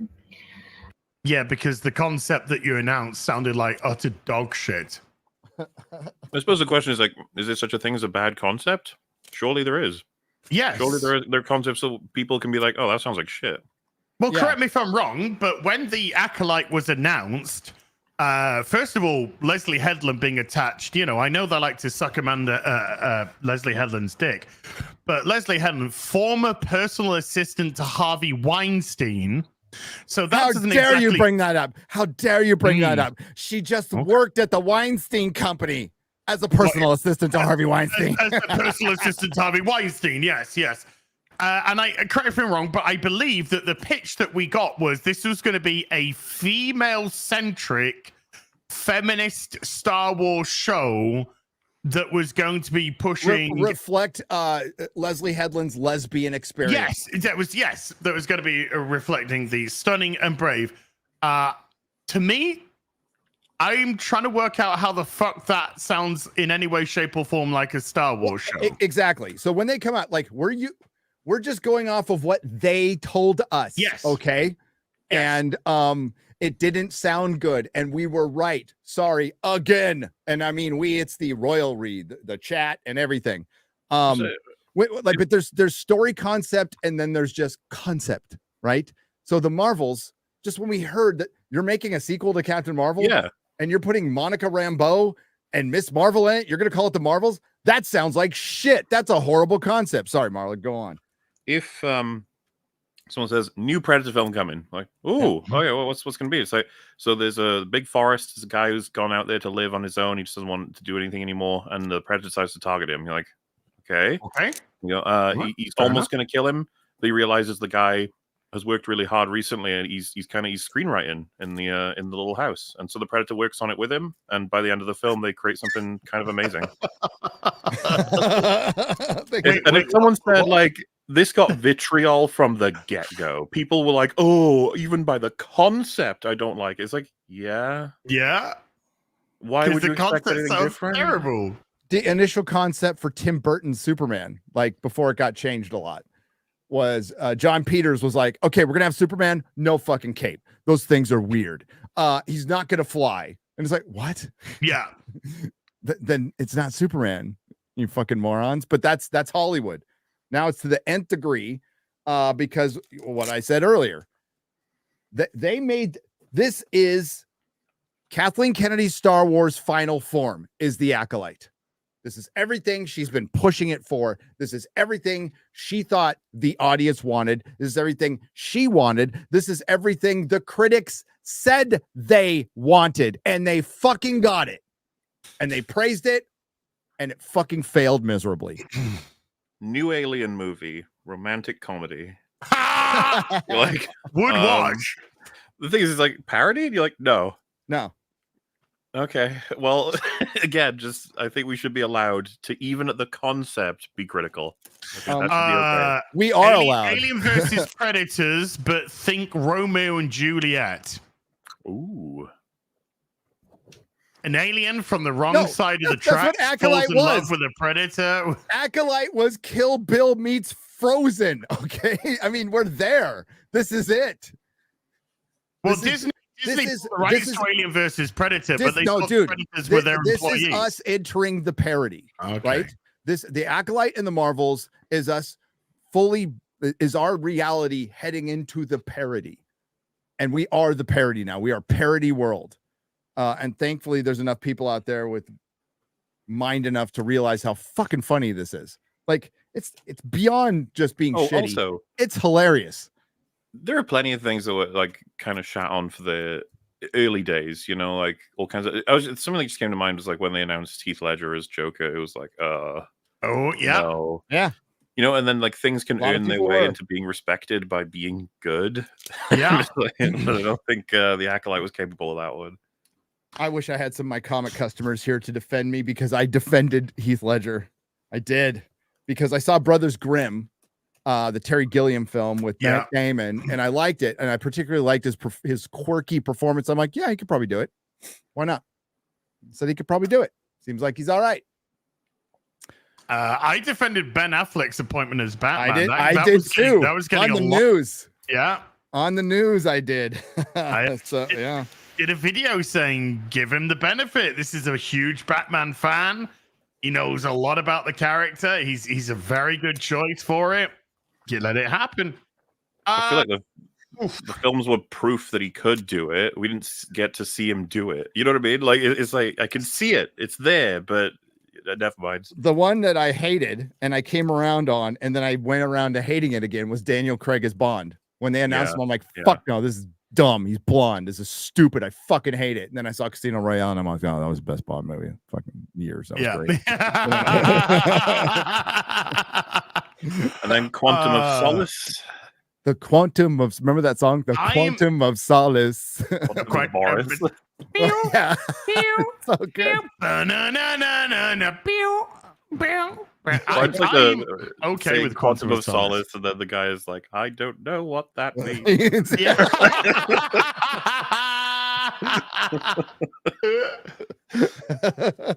Skyfall was pretty good. Yeah, a couple of them were fine. And then Spectre and the last one were absolute garbage. I was going to say Skyfall is only something to be complimented in reference to what was before and after it.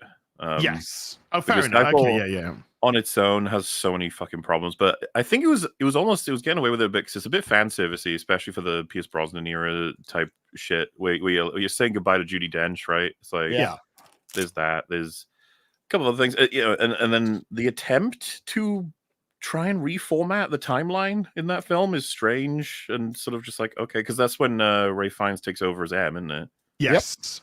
At the And then end, he's in the next two, which most people, I don't even know if most people remember Spectre, but Spectre was a fucking nightmare. It was a terrible film. Absolutely I terrible saw a tweet film. of someone saying Spectre was actually amazing on Twitter the other day. I was like, no way you're ever going to turn the fucking perspective on that film. When they tried to tie every Daniel Craig Bond film together narratively, when they clearly weren't, Inspector, like he's like, I was behind it all. I was like, no, But you weren't though. no, you weren't. Actually You're making all weren't. this shit up. And then in the fifth one, they're just like, I'm still behind it all, but I'm sort of not. But maybe I'm kind of. You know, Remember, Mr. White? Here's his daughter. Isn't that a great Inspector. opposite version of Heath Ledger Joker, where it's like Christoph Waltz as Blofeld? You're like, oh, that sounds, yeah, that'll work, and then you're like, Yeah. not really. Oh, no, it didn't. It didn't at all. Oh, okay. Oh well. They stopped being fun. Yeah. Yeah. Bond movies are supposed to be fucking fun. That's the Bond's meant to fuck around and fuck people. That's Bond. I have so much more appreciation for the Pierce Bronson era. It's so fucking good. Well, GoldenEye. GoldenEye is yeah, the GoldenEye fucking is just brilliant, tits, mate. Yeah. I like a couple of them. The last one is kind of shitty, but I still enjoyed it quite a bit. So they they They're guide fun. you themselves, right? GoldenEye is like 100% amazing, and then Tomorrow Never Dies is like, oh, that wasn't as good. Then I liked it though. Yeah, it's not. but that's I not like all it too. Bond movies go. There's like one amazing one every 5. Well, but the Brosnan Yeah. ones just they scale perfectly because World Is Not Enough is then more cringe than Tomorrow Never Dies, but it's still got some stuff in there that's okay. And then Die Another Day is just pure cringe. It's like, Die what? Another What- Day. I like The World Is Not Enough. I like it too. The world is I think it's a good song, too. not enough. Freaking love the theme song. Well, it's a proper Bond theme, is that? Yeah. That's Well, a and proper let's Bond be honest, theme. the perfect fucking the bad guy's like, yeah, I got shot in such a way that I can't feel pain. You're like, yeah, of course you were. That's how it goes. Robert Carlyle, though, Robert Carlyle's a great actor. Yeah, no, man. he's got presence in that film. I Yeah. like as well the why am I forgetting his name? He's especially when he's Welsh, but the Passover to John Cleese from Q. Is it Desmond Llewellyn?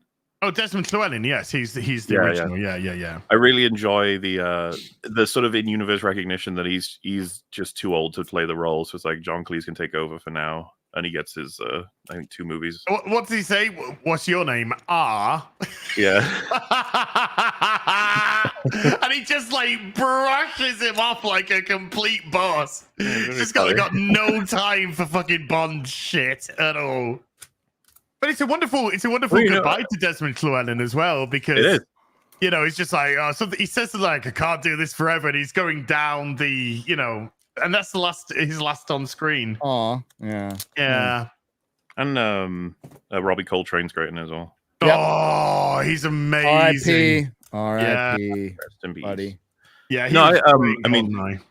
I don't even feel I need to be like an apologist or anything, but the Brosnan Heroes, I kind of love it for Bond. I fucking love it. It was Yes. like something I've always liked. It's something I've always liked, but I never like even thought of it in the same tier as Sean Connery and Roger Moore. Like I never did. I do now. I'm like, nah, he's up there. He's fucking great. Hey, Gary, Love okay, him. Christmas came twice this year. Giggity. A giggity. Oh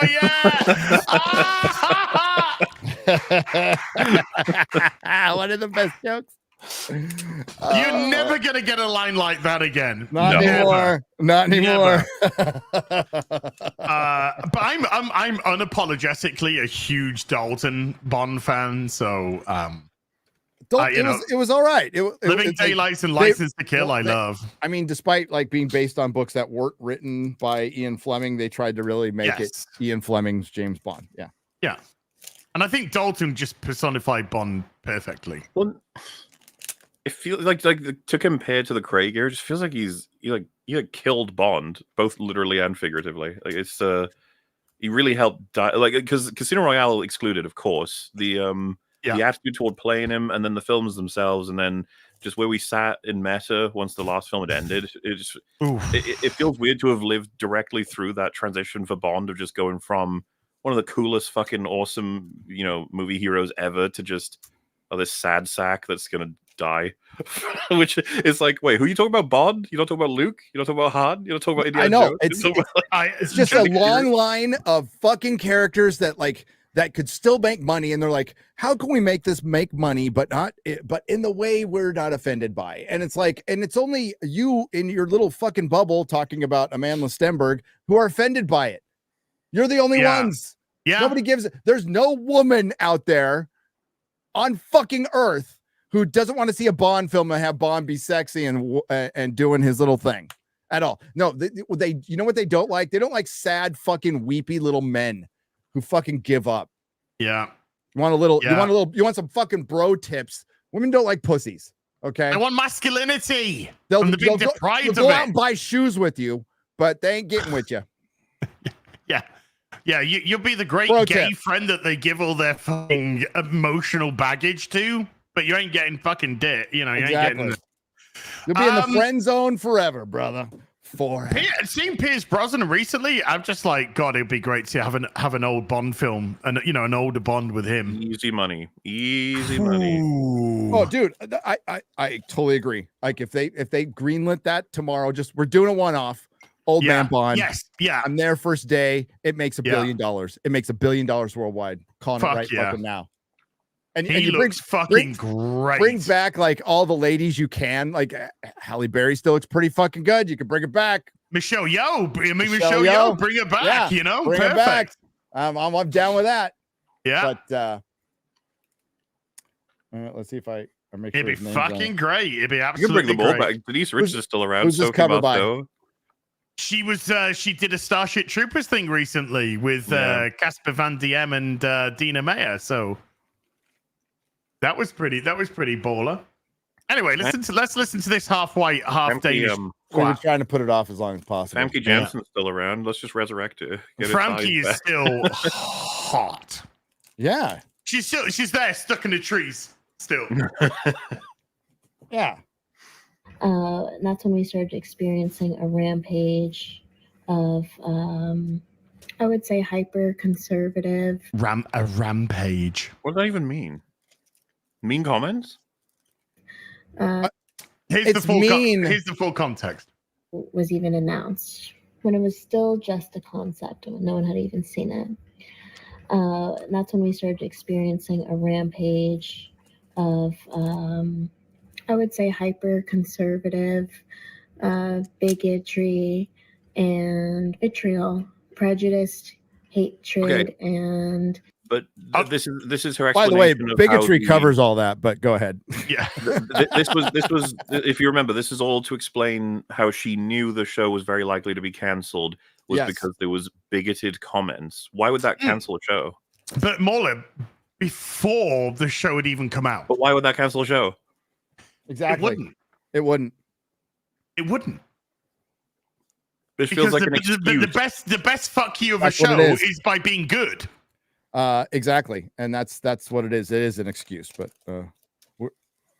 cope. She's just talked about how she exists in a bubble, and then goes on about hyper conservatism, bigotry, hatred. I'm thinking of buzzwords. Well, look at me. I'm thinking my bubble. To flip the words back on someone like Amandla, I'd just be like, so you're saying the voices were too strong, they were too unified, they were too invested in their point of view. They were louder than the people who thought the show was worthwhile, who were ultimately quite quiet, is what you're saying. They were weak, is what you're saying. Yes, the people who enjoyed the show were weak. The people who did not were powerful. Is that what you're saying? Yeah. Because of course, then she'd be like, "No, not at all." And you're that's exactly what you're saying, though. Yeah, it's just like exactly why did those voices make it so that it couldn't even continue? Well, how would those voices prevent somebody from turning on the TV and watching it? Exactly. I don't understand. It's if there's a vocal if there's a non-vocal majority, if there's a non-vocal majority, then wouldn't they just turn on the TV without even? There's a silent majority. How do you know? We don't know because they're silent, but they're big. There's obviously a big amount. There's a lot of them. They've been trying lately to turn the narrative on, like, oh, everyone's always these same people always hated Finn, and it's like, what are you talking about? Fucking, what are you talking about? Like, that's when you know they're getting repeated the same shit, and they're probably going to the same place. Who's, you know, one of these days a conversation will be had between both parties. Someday there will be. It's like, why did you always hate Finn? It's like, well, why did you never watch our videos? Why did you never listen to the fact that we thought Finn was the most compelling story when we first saw the Force Awakens trailer? And you guys turned Finn into a fucking janitor and a clown. Yeah, you had him dragged around by the worst character that Star Wars has likely ever created in Rose Tico. Remember, his opening in TLJ is he slips on the floor and slips off his bed and like cartoon sounds, and he's like, whoa, which is really weird, considering the last thing he did was take a seriously like lethal blow from a Sith to defend Rey. Like that, it's like, yeah, that's what he deserves, to be clownified. Yeah, and he's walking around with space juice coming out of his I doubt, dude. Jesus. Costume. Yeah. Mm-hmm. And they went, here, have this Asian. She's Vietnamese. The Chinese will love her. Hateful language towards us. Nice. And you know, this really affected me when I first fucked me. What? What did she say? Affected me. Affected me. I thought I heard something completely different. But I'm sure somebody in Disney fucked her as well. Yeah, I'm pretty. She's a child star, Disney, likely, highly likely. And I'm sure it wasn't Leslie Headland. I'll be BRB. Okie dokie. Because it's just not something, even though I anticipated it happening, it's not something you can fully understand what it feels like until it's happening to you. I anticipated there being bigotry, hatred, blah, blah, blah, blah, blah, before the show had even come out.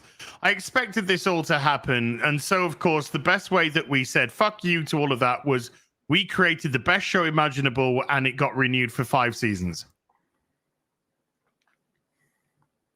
Why that didn't happen. She's moving now into how horrible it feels when she started with, I wasn't surprised it got cancelled. Get back to that, Amandla. You're drifting off. You're rambling. Tell me why it got cancelled and how it's possible that those evil, bigoted people cancelled a show. And to be honest with you, we might need to figure this out ahead of time, because otherwise they're going to start cancelling all shows they don't like if they've got the power to do that. You know, we'll just start going around shouting bigoted things. Like, you just what I'm saying is, like, you're saying the formula works that if you shout loud enough bigoted things online, then your most hated media will stop. We all know that's not true. Yeah, it but doesn't work that way. But she's saying it. Hey guys, what do you want to cancel next? Come on. Well, that's it. But this is just it. Amandla has confessed at the beginning of the video to living and existing in her own bubble. So she doesn't see any of this at all. She just sees and spouts what the bubble tells her to spout. I think I'm amused by the fact that Gary makes like a breakdown of all three. Oh shit! Sorry. What the fuck? I hit my fucking button. Sorry. Go on. Gary makes a breakdown of the 3 Rings of Power episodes, going over all the story elements, the fucks, things to lore, different meta comments, all this other stuff. And Amandla sees that, she's like, "Oh, thank goodness! If he had put a bunch of bigoted, shouting in there, it might have actually cancelled Rings of Power." I know, right? Whew, close. Close, but no cigar. However, so Gary, so if you're not aware, Amandla is shocked at the stuff that she expected to happen. I mean, okay, I'm gonna actually be fair here. She's a kid. She's a dumb kid who grew up in a millionaire household. It's not an excuse. It's not an excuse.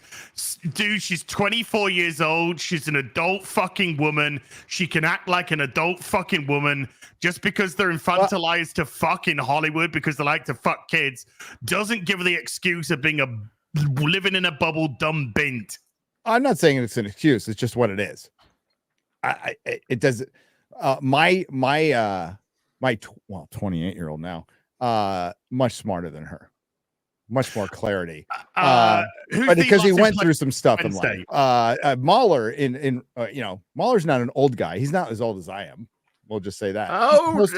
He's closer to her. He's a pretty sensible dude. So you're right. Blame the parents. I blame the and her too. But apparently she she's is about young. to turn 26. Well, look That's at still a kid to me. You're what's her dumb name? until you're pretty much 30. Sorry, but General Ortega. Ortega's what? General Ortega's like 20, 21 or something, and she acts like a fucking adult, which is what she is because she's over 18.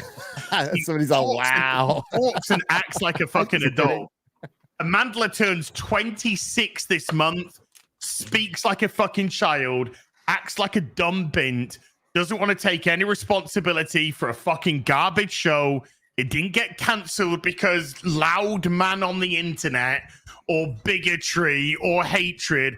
It got cancelled because nobody watched the fucking show.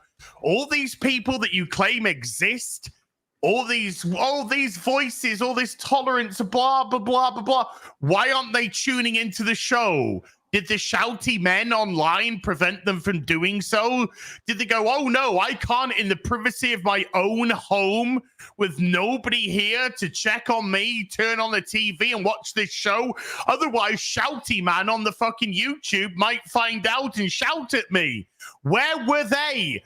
Where were these millions and millions, just like Doctor Who? Oh, the bigots can fuck off because 3 to 5 will take every one of their place. And yet, lowest ratings ever. Where are these mythical viewers that nobody is fucking bringing to their shows? Where are they? Gary, so just pointed out, I think I was 24 when I made the TLJ video, the first one. Were you? Yeah. Well, dude, yeah, some are much far along, but she's still like, dude, this is a 26-year-old with the mental capacity of an 18-year-old, the emotional maturity of probably a 16-year-old. So, yeah, like it's and they do this a lot. This happens a lot in Hollywood for a lot of good reasons. They do infantilize their youth and then eat them. I assume you both saw this, but the way I see it, the people who should be praising or are praising media, their brains are starting to turn to actual slurry with an attempt to like. So the nature of how you become an AI almost by engagement farming, but you also have some interests, and so you try to express like opinions and interests in the media that you're trying to promote and support, but simultaneously have zero experience and almost you don't even have a human brain anymore. And you end up with posts like this that I just linked. That I was so depressed when I saw this, and I assume you guys both saw it as well. So look, you'll be right for copyright. I think it's the clips are short. Okay, let's. We're at 157 with her, so we remember that. Percent. Okay. Yeah. Dish. Oh God! You need to show the tweet. You need to show the tweet. Okay. It's part of the okay, context. so the tweet is: anyone else catch this reference to Ronin in Deadpool Wolverine? Oh, okay. Guy, that's how you clean a fucking katana. Yeah. Well, let it finish up, and this is the same crowd that comes at us for media literacy. Okay. Ronin was the first one to do that ever in cinema. When I saw it, I was like, fuck, there's enough MCU now where you can just only watch that and that'll be it. You know, like that's what you know about the whole fucking world. Is the I know. MCU. I know. Also, I'm not even kidding. My doorbell just fucking. I heard it. I heard it. I have the same doorbell. I'm lucky my dog's in here. That would have started barking. Go on. Hey, I got a palate cleanser. First one, then we'll get back to Amandla while he gets the door. Little Ed Hannigan, Al Milgram. Some of the best storytelling in Spider-Man, by the way, is in Spectacular Spider-Man. Yellow Flash will back me up on this one. That's why I pulled out my box, bro. Yeah, this is some Cloak and Dagger goodness right here. Good shit. And Spectacular Spider-Man, very affordable. It's very affordable if you want to get the back issues. Okay, so I'm going to just bring up a quick video before we go back to Amandla Stenberg. Hey, who the hell is Ronan? That Ronan's in Endgame. Ronan was part of the new Avengers. No, dude.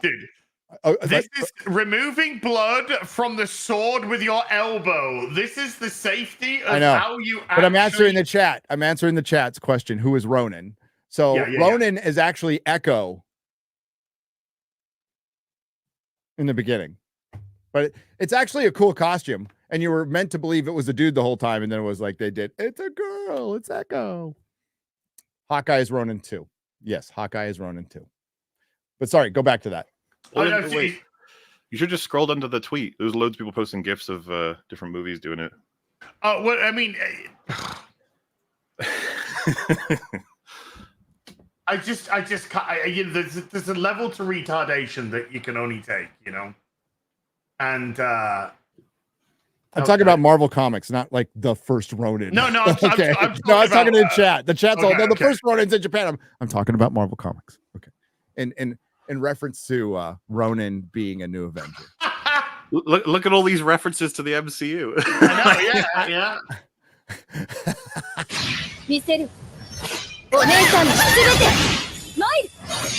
All I saw was boobs. Sorry. It's okay.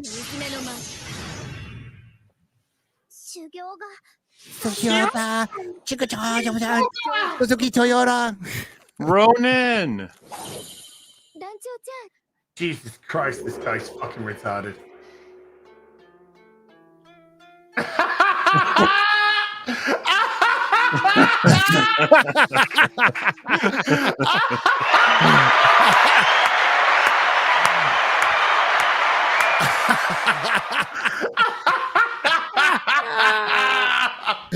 Oh no. Oh my god. Fucking retards, man. But yes, when that's the caliber of people that you're hype man, it's like you gotta, it can be tough. Yeah, it's jeez. Where do we get to? I had this very unique experience of experiencing the world. I feel like I've kind of moved through those feelings in various ways, including being vocal about it myself. You made a diss track shitting on the non-existent viewers. I caught the vocal growl.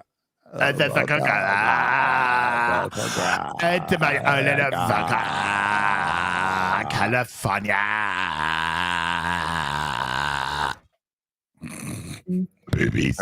For me, it just became a situation where there was no option but for me to honor my sense of ethics and my belief.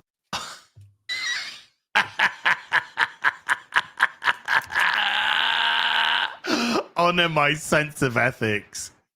Oh, at least play it at 1.5 speed. Okay, I tell you what, dude, play it. Double speed. I am a benevolent god. But this is not This is not EFAP. They have their own show. It's on Saturday. While being in this very unique position, it was kind of like I had this very unique experience of experiencing like a quartering video. Now. I was gonna say, even Jeremy's quicker than this fucking sense of ethics. I know. Hold on to that one, chat. Sense of ethics. Right now. Through the lens of this very, very unique opportunity of being in Star Wars. And it brought up a lot for me, Things are very divisive right now, says the person who admits at the beginning of the video that they live and exist in their own fucking bubble. Social political dynamics, a lot about my own value system, how I respond to that kind of hatred, how I move through the world at large. And it just became inarguable for me at a certain point that in order to continue to be myself, I would have to honor my value system by being vocal, even within the context of working for Disney and working within the large, massive IP that is Star Wars. On that topic, I just have to say it has been an incredible honor and dream for me to be in this universe. It still feels, even though, of course, I'm very sad about the show being canceled, and I'm sad about us not being able. No more sad than we are. Yeah. To give people who are invested into it more, because I'll just feel a lot of levity and joy around the fact that I got to experience it. So if she just had said this, if she had just said, I was really grateful to be in Star Wars. I'm really sorry it's done. If she had just said that, everything's fine.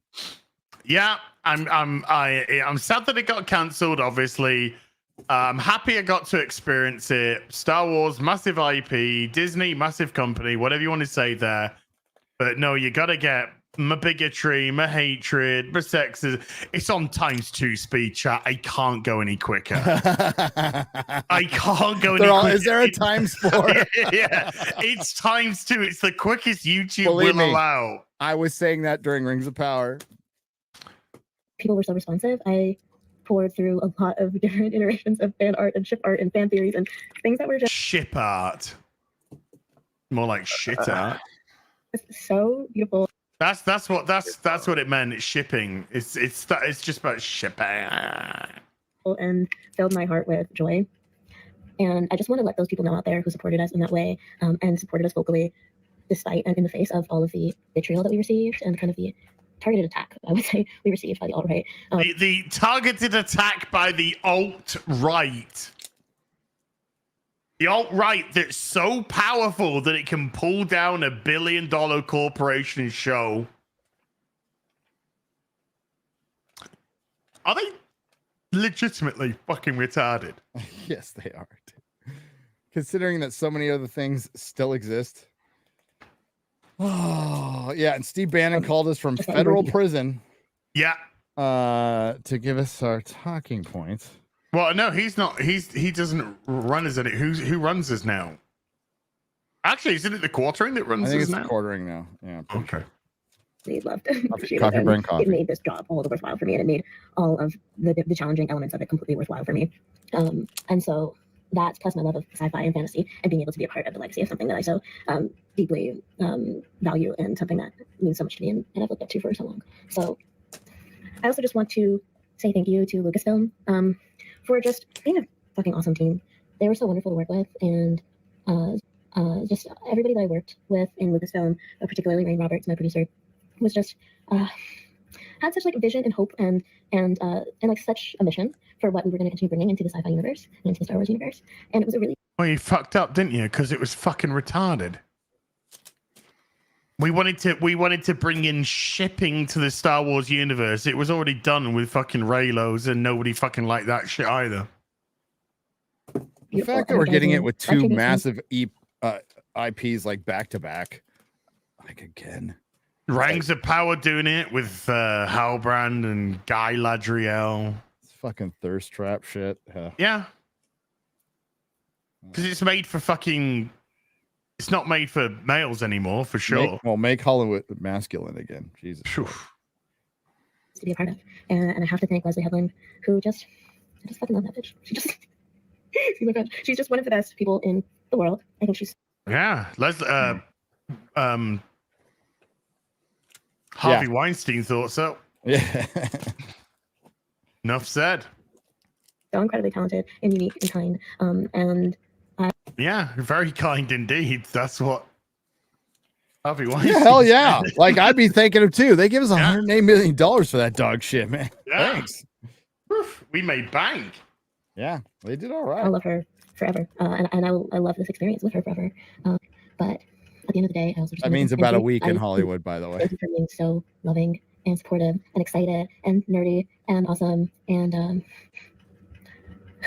I'll continue to process this for a long time. But maybe the last thing I want to say on the subject is that we all exist in the context in which we live. What? Apparently that was quoting a line in her diss track. Apparently. Right. Okay. Okay, because that's what she wants to do. That's good. Thank God for reminding What was the everybody line specifically? We all exist to be content. We all exist in the context of our own lives or something. Oh. Something really dumb. Does she write for Rings of Power? Ooh, maybe there's a job there for her. A path may crumble before you, but then it'll reform and take you to someplace better. Is also due to the hyper-divisiveness of the time that we live in that is driven, I would say at this point, by echo chambers of thought and algorithms that reinforce our biases. And I think that applies to everybody. But I think that... So the woman who self-confessed lives in her own bubble then just says we're fed our own algorithms which feed us our own biases, and yet She spouted off about, oh, it must be the alt-right, bigoted, blah, blah. Oh, shut up, woman. In a particular sector of people, it manifests as a lot of fear for what is changing, a lot of hatred for anything that is other. And I would challenge us all and challenge myself to continue questioning what it is that I digest, and think critically about what shapes it. And let's vote, y'all. So I live in a bubble, but I'm going to challenge myself by not leaving my bubble or thinking outside the bubble, or even entertaining the fact that maybe it was cancelled because it was shite. People within Disney were laughing at the series. We're laughing at it. And have been laughing at Lucasfilm for quite some time now.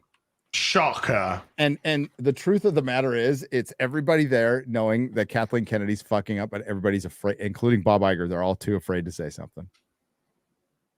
Well, tough shit. You created that. That is the environment you created for yourselves. Yeah. Oh, yeah, definitely. You did it to yourself, motherfuckers. No sympathy. You did it to yourself. You do. And that's what really hurts. Let's get into some super chats. On the note, by the way, Gary, of George R. R. Martin being like, I can't be writing because fascism. Because fascism's on the rise. and I've seen someone quote tweet that with, do you remember the part of Iron Man with, Tony Stark built this, and it's got Tolkien wrote Lord of the Rings during World War II. Yes. During World War II, a real rise of fascism after actually fighting proto-fascists himself. Oopsie doopsies. The infamous, part one, El Guapo with a $5 says, part one, Gary, I took your words to heart and I got all the epic illustrated run. Good. Love them so far. Very interesting article from Glenn A. Larson talking about, for another $5, sci-fi and how social commentary needs to be carefully done, if any, to make the show appealing to the audience. Barry Windsor Smith is underrated. Criminally underrated. Alcatraz with a $5 says, "Hail the real BBC. Gary, are you going to LA Comic Con next month? Hopefully this time I can meet you guys. Cheers." I think so. I really wish they would have kept it in December, but they didn't listen to me. TGV Monster with a $10 says, since you've commented on Pride flags at the store, we recommend our new company, Pride Meats from prime homosexual livestock. Eat meat full of cis and get 10% off drag queen chickens. Ooh. Sounds good to me. TGV Monster with the $5 says, Mauler, Pride Meats is offering Batwoman Lobster now with extra lesbian. And Gary, since you watch Rings of Power, the Celebrimbor special sponsored by L'Oreal. This feels like an offshoot of the, buying whatever the fuck it was in South Park and then being like, make it lame, gay. Gay. Oh, man. I love it when supermarkets tell me how much they love gays. General Grievous with a $5. doesn't. General Grievous with a $5 says, what are your favorite £5 actually? What are your favorite bat suits? Mine's the Arkham Origins default bat suit. Though I will admit the suit with the blue cowl and cape looks good. Blue with the yellow. Same. With the yellow bat symbol. Same. Blue pants, yellow bat symbol, yellow utility belt, white eyes. Perfect. Yep. Same. Villa Idiot with a $10 says, I used to enjoy playing Phantom 2040 on the Genesis, and I remember liking the Billy Zane movie, at least as a kid. Were there any comics that were any good? Graham Nolan actually got started doing Phantom, drawing the Phantom in comic strips. FYI. There you go. So there you go. You want to talk Villa Idiot? Serious? If you want to get some information, if you want to get some legit information about good Phantom comics, you want to drop Razor Fist a line. Drop Razor Fist a line or a super chat on one of his streams, because that boy is a huge Phantom fan. And in the Billy Zane movie, FYI, the Phantom's father, the original Phantom at the start, was actually played by Patrick McGowan, who is the prisoner. Nick XH has been a member for 7 months. Thank you. GJJ has been a member for 30 months. Thank you. And the infamous El Guapo has been a member for 18 months. Thank you.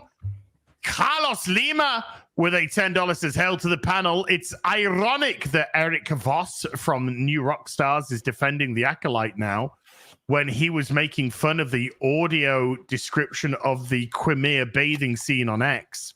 Yeah. Did you see that video? Did you no. see that, the new Rockstar video? Oh, no. Wow. That's something else, man. He does the same thing as Amandla. He just goes down like, yeah, we're not shills. Sure, we're flown out to meet Leslie Headland and at Lucasfilm, but we weren't paid any money. They just covered our flights and gave us free gift bags and at full access. Oh. So he literally says he's not a shill and then shows video of himself with other Star Wars shills talking to Leslie Headland at Lucasfilm within his own video. Gotcha. That actually made it. That's in my Rings of Power video. So gotcha. Razorburn has been a member for 22. Said had a fantastic time hanging with Chris Gore at Dragon Con this weekend. He's in the picture there. Check out his stream over at Film Threat. I'm in it. There you go. Hell. Jim has been a member for 28. Thank you, Jim. Kenneth LaRock has been a member for 17. Thank you, Kenneth. Oh, mine hasn't arrived yet. Matt Wagner, Kelly Jones. All its splendor. I have not. Can't wait to read this tonight. Thanks to both of those guys. It was very proud to back this. Yes. It is fucking beautiful. I am looking forward to reading that big time. Let's open it up. Big time. You keep reading. I'm going to. Philip H has been a member for 10 months. Thank you, Philip. John Thomas with the $10 says, went to my first con, Dragon Con in Atlanta. Had a ball, got to meet Frank Gore. Out of curiosity, routed through the comic vendors, found 2 copies of Haunted Tank, $1 each, and in good condition. Memories. Holy shit. Good art. Oh, dude, I don't know if I can show that because that guy's getting impaled. That's a head off. Yeah. Have a little look, see. It is. Oh my goodness. It's gorgeous. lovely. Absolutely gorgeous. Gorgeous. Minister Wrong Thing with the $10 says, please pray for Beardo's family. He just fell off a 60-foot ladder. Thank God it was only the bottom step. But he's very retarded, so they could use your prayer. There's the art portfolio. Nice. Thoughts and prayers. I thought you were gonna say he's choked because he eats bananas for the shape and not for the taste. Yeah. Ah. Look at this. J.S. Pena has been a member from Ooh. Beautiful. Ooh.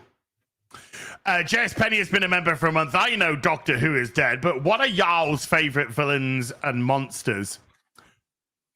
Just in general? Just in general? Oh, yeah. Do they mean Doctor Who ones or general ones? Yeah, I imagine Doctor Who ones. I'm not trying to be that facetious today. Right then. The Master is my favorite villain. Okay. Roger Delgado's Master is my favorite villain. My favorite villain is Jinx Monsoon. Russell T. Davies is not my favorite villain. My favorite villain is Russell T. Davies. Yeah. My favorite villain is Jinx Monsoon, and my favorite monster is Jinx Monsoon. Well, the Absorbaloff is like the honorable mention. Oh, jeez. I'm looking at my wall. Who's my favorite villain? I mean, the Weeping Angels at their best. Yeah, you got to say, like, early Weeping Angels is the best. Absolutely the best.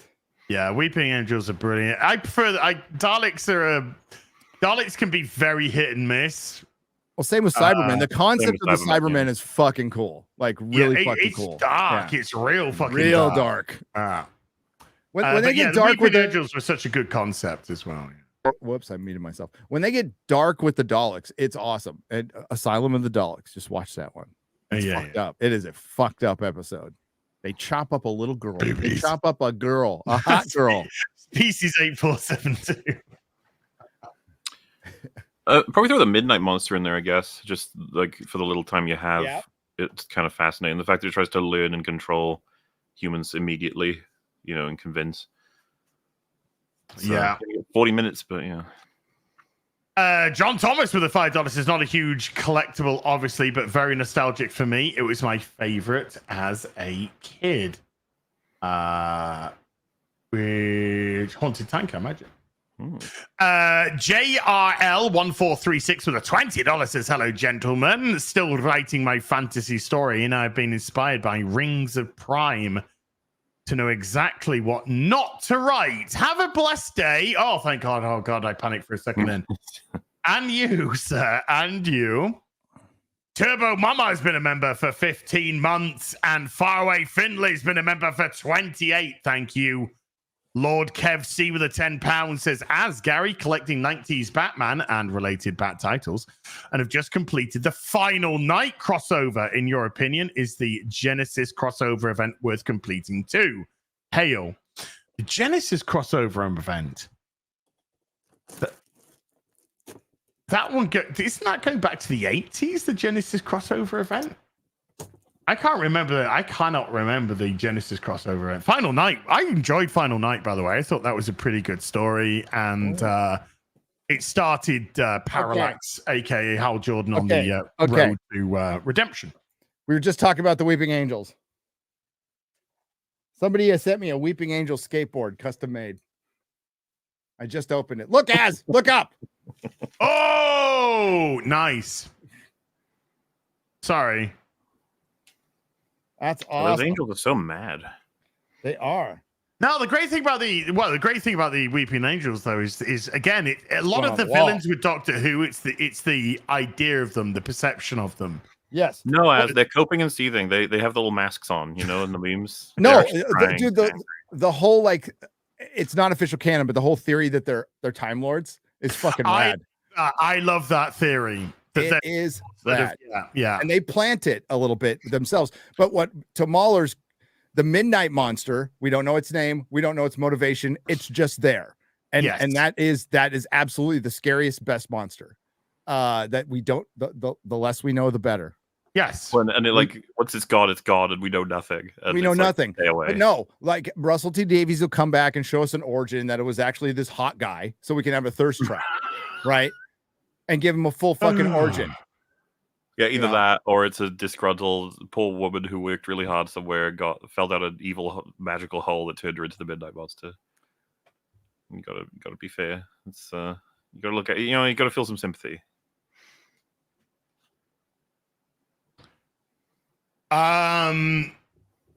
Stephen DeLeon with the $5 is my 3 favorite figs. Heals Babyface, loves powdered milk. God, get chat ban him. Hashtag kettles again. Microwave key. Shout out West Texas. God, ban him. Aaron, ban him. Get rid of fucking No, West Texas. Unban him now. B Chain 315 with a $10 says Dustborn and Concord have less than 100 players combined. In good news, platinum Stellar Boobs favorite game you've 100%ed. Gary can answer too, being the master gamer overlord. Cheers. Favorite game 100%ed. Witcher 3. Probably like Metroid Prime or something. Diablo 2. Be Bablo 2. Andre C28 has been a member for 8. Says, hey guys, have you ever watched Death Battle? I have not. Wow. Genesis. I'm thinking. By the way, Genesis crossover. I'm actually thinking of the Millennium crossover. That was early. That was late 80s, wasn't it? The Millennium crossover. You know what I'm rewatching? You know what I'm What? rewatching right now, and it's fucking awesome. X-Files. Oh, I'd love to rewatch that again, Dude. It hits the. It's been like over a decade since I've watched it all the way through. It was back when I was on DVD. I forgot. Like it hits the ground running. Like the first episode's an absolute banger, and it just keeps going. Yeah. The whole. Oh god. Like there's no like. It takes a season to get going. No, it goes. It fucks. It does. But where does it go? Like a Honda Odyssey. Cannibal the Dragon with a membership for 7 months says, can Gary and Mauler look at the scene where Aegon and Sunfire are in the dragon pit and see what is wrong with the scene? No help from the chat. Aegon. I mean, probably not right now. Not right now, but I can go back and look at it. There's probably Sure. something wrong with it. Is it like a detail or is it something big? Obvious. Adam. I don't know. Is it a timing issue? Yeah, I mean, like, yeah. For the Emperor's been a member. Az, look up. Nice. Popcorn bucket. Fuck yeah. Oh, what? It's a popcorn bucket. What? It's Yeah. a popcorn bucket. How much does it cost? Now, $70. I want one. I want How's one that? inside of me. There's two different ones, right? Let's see if the Nice. I got a little cup too with Batmobiles on it. Yeah. I don't know, like That's where good, you. eh? Oh, you put the popcorn right here. How the fuck do you open it? Oh yeah, that's where you put the popcorn. Oh! So they had them for a Batman anniversary. For the Emperor with a membership for 15 says, Rims of Power is atrocious. Thanks for watching so we don't have to. You're welcome. You're welcome. Thanks for watching the video. I appreciate it. Worked on it for 4.5 days. It's been out for 4.5 days? No, I worked on it for 4.5 days, like straight. I watched it today. Oh, thanks. Sofa on the big TV. I stopped for FNT and then went right back to it, and then all day Saturday, and then we were supposed to put it out Sunday, and ended up working on it. I was in my fucking underwear. I got up and I'm like, I got to fix a couple things in the video. I look up, it's 5:00 at night. I'm like, oh, well, I guess it's not coming out today. Lord Wahoo with a $2 says Sauron didn't kill Finrod. Slime at time. It's Adar. Look at this cup. That's cool. The bat symbols. Oh yeah. And then to the Oh yeah. Batmobile. Lenticular. Yeah. Rad. Yeah. I'm giving that guy positive feedback because he just threw this in for free. What a nice guy or gal. Nice. They're getting 5 stars for that one. Well, I usually do that anyway. Literal Gamer with a $20 says, with the announcement of the final season of Grand Tour, final episode of Grand Tour. Oh, dude, can we watch the trailer? I felt because it'd be hit to infinity, and I don't want to cry. I felt sad and the sudden need to rewatch old Top Gear from series 1 to when the guys leave Top Gear. I've been doing that a little bit. I do that anyway. I've been watching old Top Gear and Grand Tour like constantly. I take it we're gonna have our own little personal together. Yes, we're doing a watch party of that one. Just okay. Save the fucking date. It's happening. What date? Yeah, what date is it? What date is it? I believe it comes out September. I want to say 13, but it could be 15. Grand Tour. September 13, 15. I'm all good for that. I'm gonna make time. Release date. It's not as if I'm doing anything on Fridays anymore. Is that a Friday? It's a Friday, but it's in the morning, right? So we can do it. Friday I can do the it my 13th. morning. Yeah. So yeah, let's do it. Okie dokie. Save the date. Kendon B has been a member for 18 months. Had someone try to insult me, calling me a nerd for reading Lord of the Rings and not watching Rings of Power. What an idiot. Yes, I'm a nerd. I just said I read Lord of the Rings. Oh, dude. Well, I know. That's where it gets mixed up, and that's where you know these people are full of shit. Yeah, it's just people wanting to come in, and they're like, "Fucking incel in your basement, nerd." And it's like, do you think for one, that bothers me. I've got kids. I don't care what you think. Well, but isn't that kind of indicative of what's happening? It's the yes, they don't they want the benefits of the nerd culture. They don't want to be nerds. It's like because obviously if someone says like, oh, you love fucking all these IPs, you're invested in these stories, you're a nerd. It's like, well, yeah, kind of. That's how it. Yeah. It's like, you're 55. Shouldn't you be like grown up by now? It's like, well, I am, but I still like this shit. Who the fuck do they think made these things? They're called grown-ups. Yeah. Yeah, but don't you like it when they go, you don't even like this stuff, and then they turn around the next person and go, look at all your fucking, look at the guys and the toys. That's so good. That's my favorite. That's the thing, right? Which is it? Rings of Power, Acolyte, the rest of them. They're not quite nerd shit. They're like gross, plasticky, consumerist shit. Yeah, they aren't nerd. We fully reject it. Yes, we reject you, sir. Reject it. Grand Wazoo 42 with a gifted 5. Thank you, Grand Wazoo. Oh no, Dave Filoni's dog with a $5. Amazon did to Tolkien's law what Dave did to my backside. Cast me into the fire, destroy me. There's a dog carrying a noose in its fucking mouth.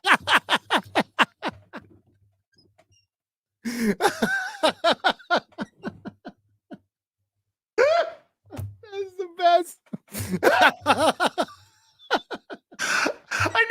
I need to piss. I'm gonna pee. I need to pee.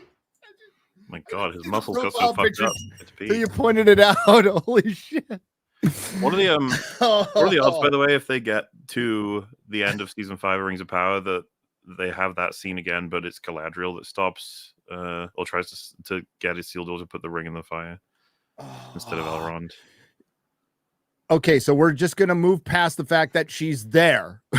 Okay, so obviously she'll be she'll be there where she's not supposed to be, right? And instead of Elendil and Gil-galad fighting Sauron, they fight him alone, right? And Sauron bests them, but they actually damage him enough to where Isildur can cut the ring off. That's what no, it's going to be Galadriel. And then, like, they won't have her cut the ring off, but she'll do the damage instead of Isildur and Gil-galad, who will just get killed immediately. And then, it'll be her. I completely agree. They'll just go. She'll say, cast it into the fire, destroy it. And he'll say no. And then she'll go, the weakness of men. Yes. He's going to destroy this world or something. Men like are weak. Like, yeah. And she just grabs the rings out of his hand and fucking throws it over, and the story's over. But let's move a different story. Let's move past the fact that she'll be there. She'll be at the War of the Last Alliance. That'll be so fucking cringe. Obviously, she'll be leading it. She'll do a little speech. It'll be terrible. It'll be, dude. It'll be the Moob Armor Numenorians who look like programmers at Google and YouTubers. Yeah, that armor was so hideous. Because I rewatched season 1 ready for doing season 2 shit, and I was really struck by that armor. And Sauron has to go back to Numenor, by the way. So, like, how ridiculous is it going? Back to Numenor, back here, back to Mordor, back to Eregion, back to Mordor, back to Eregion, back to fucking Numenor. It's like, Jesus Christ. Mm-hmm. Teleport. I've been dying for a piss for about half an hour, and that super chat just took me over the edge. Echoes of the Ancients gifting 5 memberships to the stream. Thank you. Raven Rainfall, yes, with a 10 months, says Concord will be removed soon and people will get a full refund just announced. Yeah, we went into that a bit beginning of the stream. Such a shame. Thoughts and prayers. I'm trying to crack through all the supers because this Sunday is actually the 1-year anniversary of the Starfield rant. Oh, you're going to play Starfield? No, I'm not that stupid. But we will be discussing. I do want to discuss it on afternoon tea. It'd be funny. That's a 1 year on. That's the 1 year anniversary of me going to the UK, dude. Yeah, you were quickly there. Yeah, followed it. Yeah. When it was going down, I was on the plane when you were getting destroyed on Twitter. I was on the plane over, having a good laugh, by the way. I was just chuckling the whole time. That was a fun time.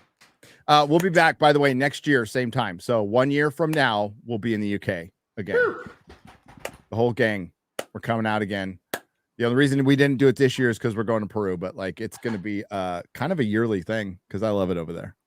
Wouldn't want to live there. Your government's a little fucked, but little. Okay, really fucked. Thank you. Yeah. You might not even be allowed in this country, mate. Pretty soon. It's all right. I'll just get on a boat and come in.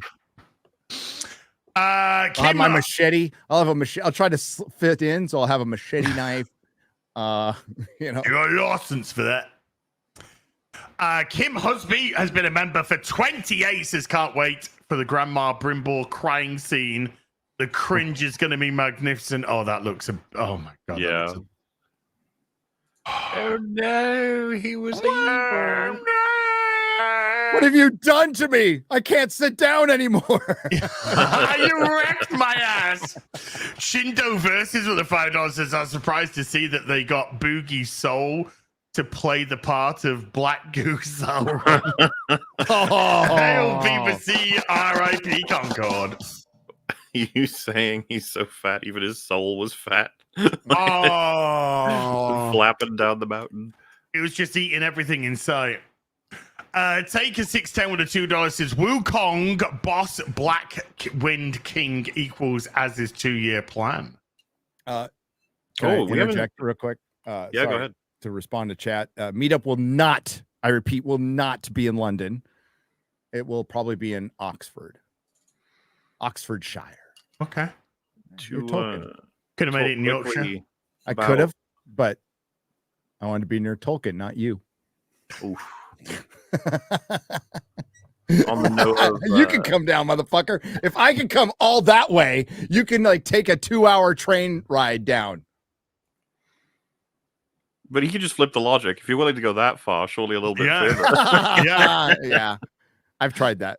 Let's go all the way. But as we didn't really talk about it because I've played, I think, 4 hours of Wukong. You've done 6-ish? 6.5, yeah. I know that may not be considered enough to have strong opinions, but I quite like it. I thought it was neat. How about you? I like it. Minimal trash. It's kind of almost bouncing from boss to boss. Mm-hmm. I like the. I kind of got to a point where the environments really kind of spread out in different directions, and I was like, oh, so I feel like, yeah. Oh, it's absolutely gorgeous looking. I think the combat's really interesting. I've had a lot of fun with the bosses and working out the mechanics on the bosses and taking those down. So far, thoroughly enjoying it. Looking forward to getting back to it next week. You're probably similar to me in that our games to playlist is getting a little bit chunky all of a sudden. Isn't there something? Oh my god, the new Dragon Age comes out is it next week or the week after? See, I like the difference between us because I was about to say the one for me is Astrobot. I want to play the new little platformer they're having on PS5. That little Astro Boy game. Mr. Torch says so. 7 out of 10. 7 out of 10.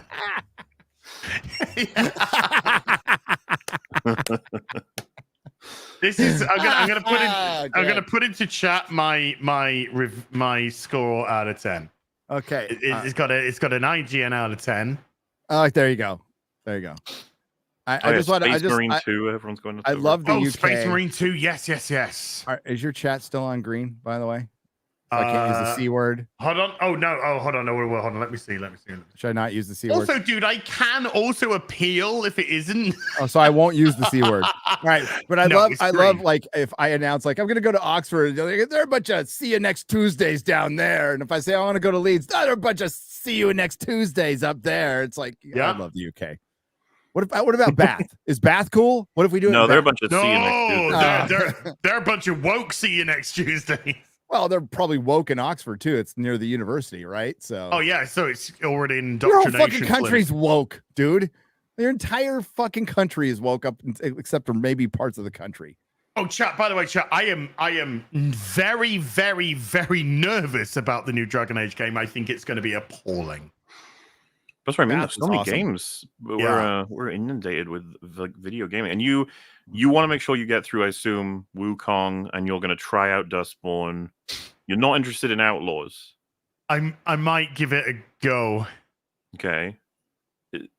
Because I think I did say to you I'd give you like a meme rating. It's Yeah. it's like if Gollum, I think Gollum is like a 9 out of 10 on the meme rating. 9.5. If that's that, and let's say fucking what will be like the other end of the scale, something like that King Kong game was like a 3, maybe 2. That was we couldn't get much out of that. I put Outlaws at a solid 6. Oof.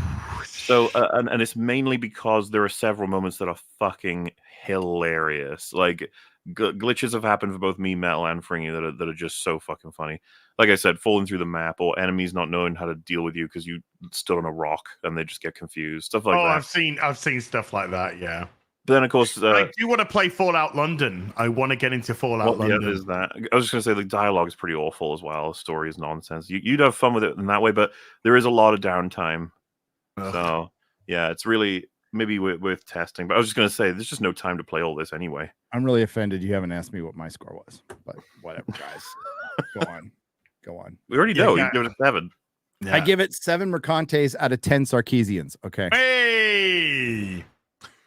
Sean Godley's been a member for 23. Thank you, Sean. Dean Domino 25 with a $5 says, greetings, Real BBC. While I never watched a Netflix version, I have been following One Piece for many years and I'm glad to see you guys are enjoying it. And part 2 with a $10 says, for the casting announcement, it seems they will be adopting most of the Bardock work saga for season 2, saving Albasta for a possible season 3 along with the Sky Island saga. I'm hearing that the casting for season 2 is getting a little bit wibbly wobbly. Is this true? No, I heard it's pretty good. Okay. Heard it's decent. Dragon Cross 89 with a $10 says, hey, Az, can we get a Monkey Man song in the style of Ocean Man?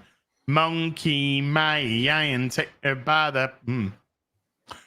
Axiom Seraph with a $5 says, do you ever get frustrated as me when you think how close we got to 90s James C. directed or written Terminator 3 or Alien 3? Why not our timeline? Well, I'll look out on everything, I guess. Yeah. I think maybe. I mean, conceptually, those are good, but there's a reason they didn't happen. And they and that might have been for the better, and maybe they should just let things go and make new things. I'm with you on that, though. I will say I think it sucks that he's poured everything into Avatar. Yep. It's like I would have preferred James Cameron just fucking keep trying different things, especially obviously stuff he's passionate about. I wouldn't want to take it away from anybody to work on the thing they care about. He clearly cares about Avatar, but man, you know, T2, Aliens, Terminator 1, True Lies, all these, even Titanic, and then you look at Avatar and it's like, well, he got sued for Terminator, so I could see why he'd want to like kind of back away from that. So that was sued for Terminator 1, wasn't it? Yeah, for the first one, Harlan Ellison.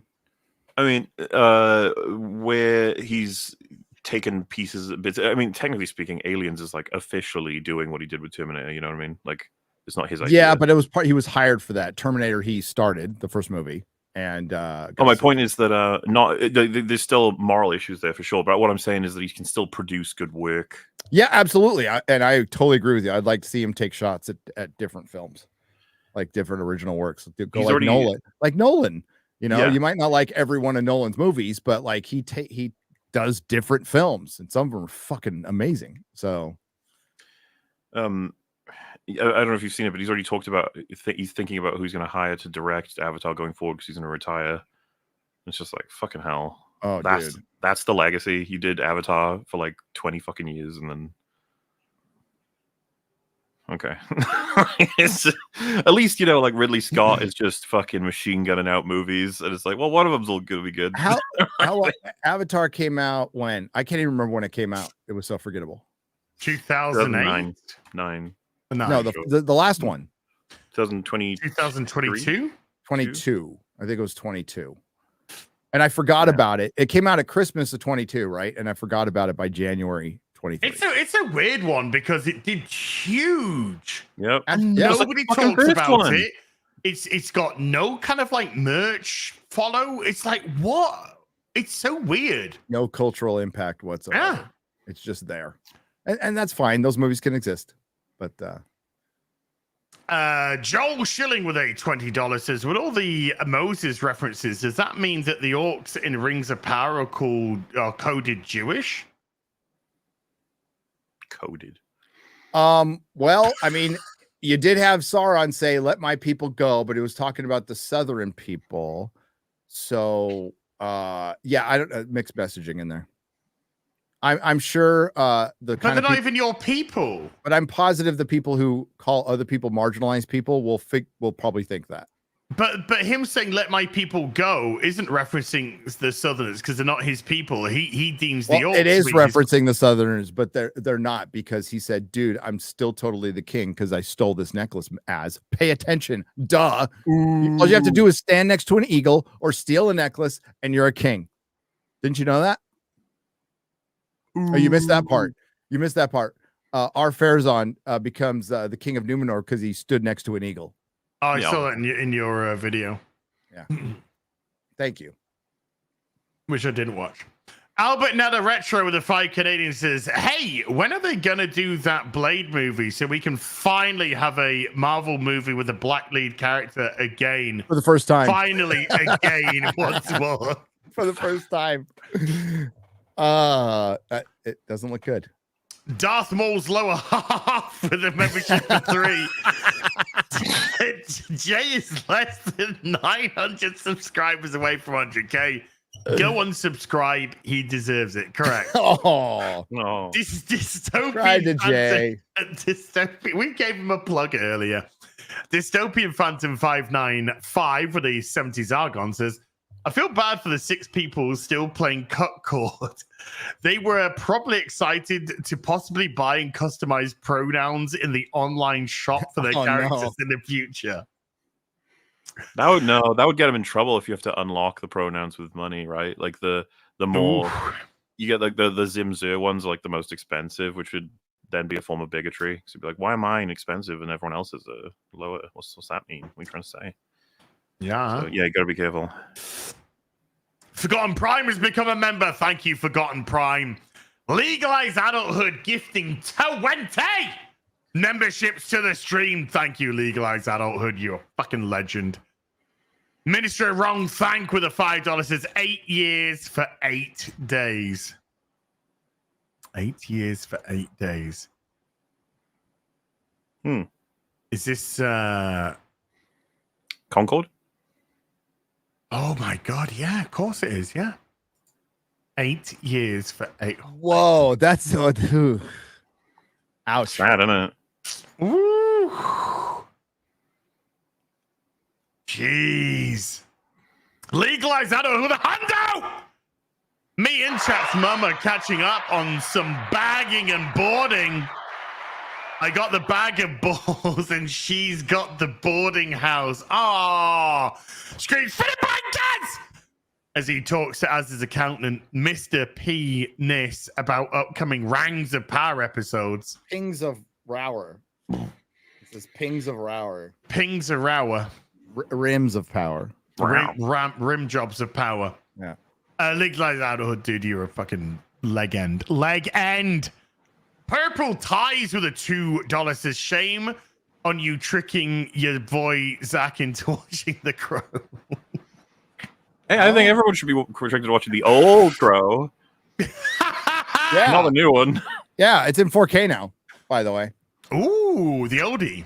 Yeah, it's The OG. the only Crow movie. Yeah, it's yeah, so yeah. fucking good. It's nothing Such like the good comic, film. but it's so good. Dragon Master Outcast with a 17 New Zealand says, "Good morning, gang. Time for a nerd fight. Which is better, the OG Secret Wars or Crisis on Infinite Earths?" Crisis on Infinite Earths, easy. Next. What is better, the OG Secret Wars or Crisis No, on which is Infinite? better, Secret Wars or Crisis on Infinite Earths? The OG Secret Wars. Yeah, no, Crisis on Infinite Earths.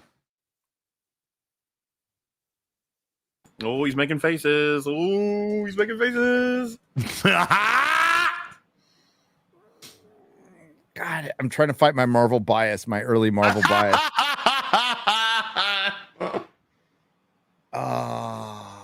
got. There's your answer. There's your answer. Albert Crisis. Nanaretro, I'll say crisis, but barely. woo, with a 5 Canadian. Who's the big boobed actress in Rings of Power people keep bringing up? She's the Numenorian. She's the Numenorian lass. Yeah. Thingamajig's daughter. Is it Thingamajig's daughter? Yeah, Made up. She's made up. It's Elendil. Elendil's made Yeah. up daughter, and I just know her by big tits. Well, and to be fair, Yeah. she was incredibly important to the plot in the 3rd episode. It was insane. Yes, And it we was- don't even know why she made the fucking decision she made. Like, they've Yeah. not properly characterized her at all. No, she betrays her family in the name Yeah. of her family, and gets a Palantir, and instead of keeping it, throws it at her fucking dad, and it's like, are you What? fucking kidding me? Like, so.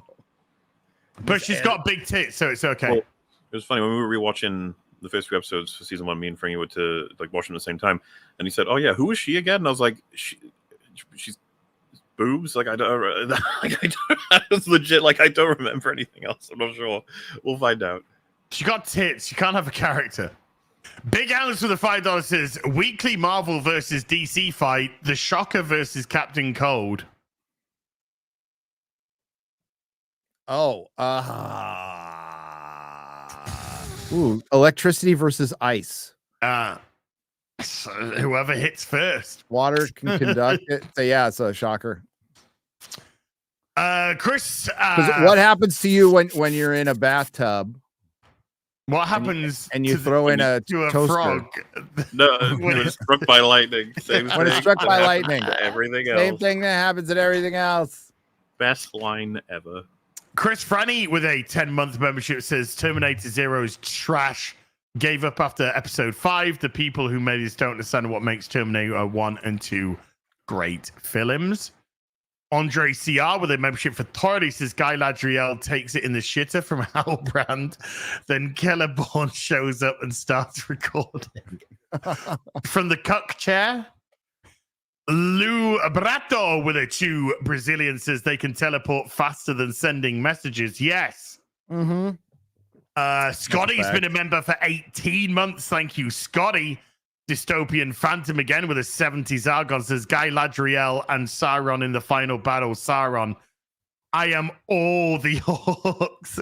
Guy Ladriel, and I am all the elves. Mhm. And then they stick his into her ass.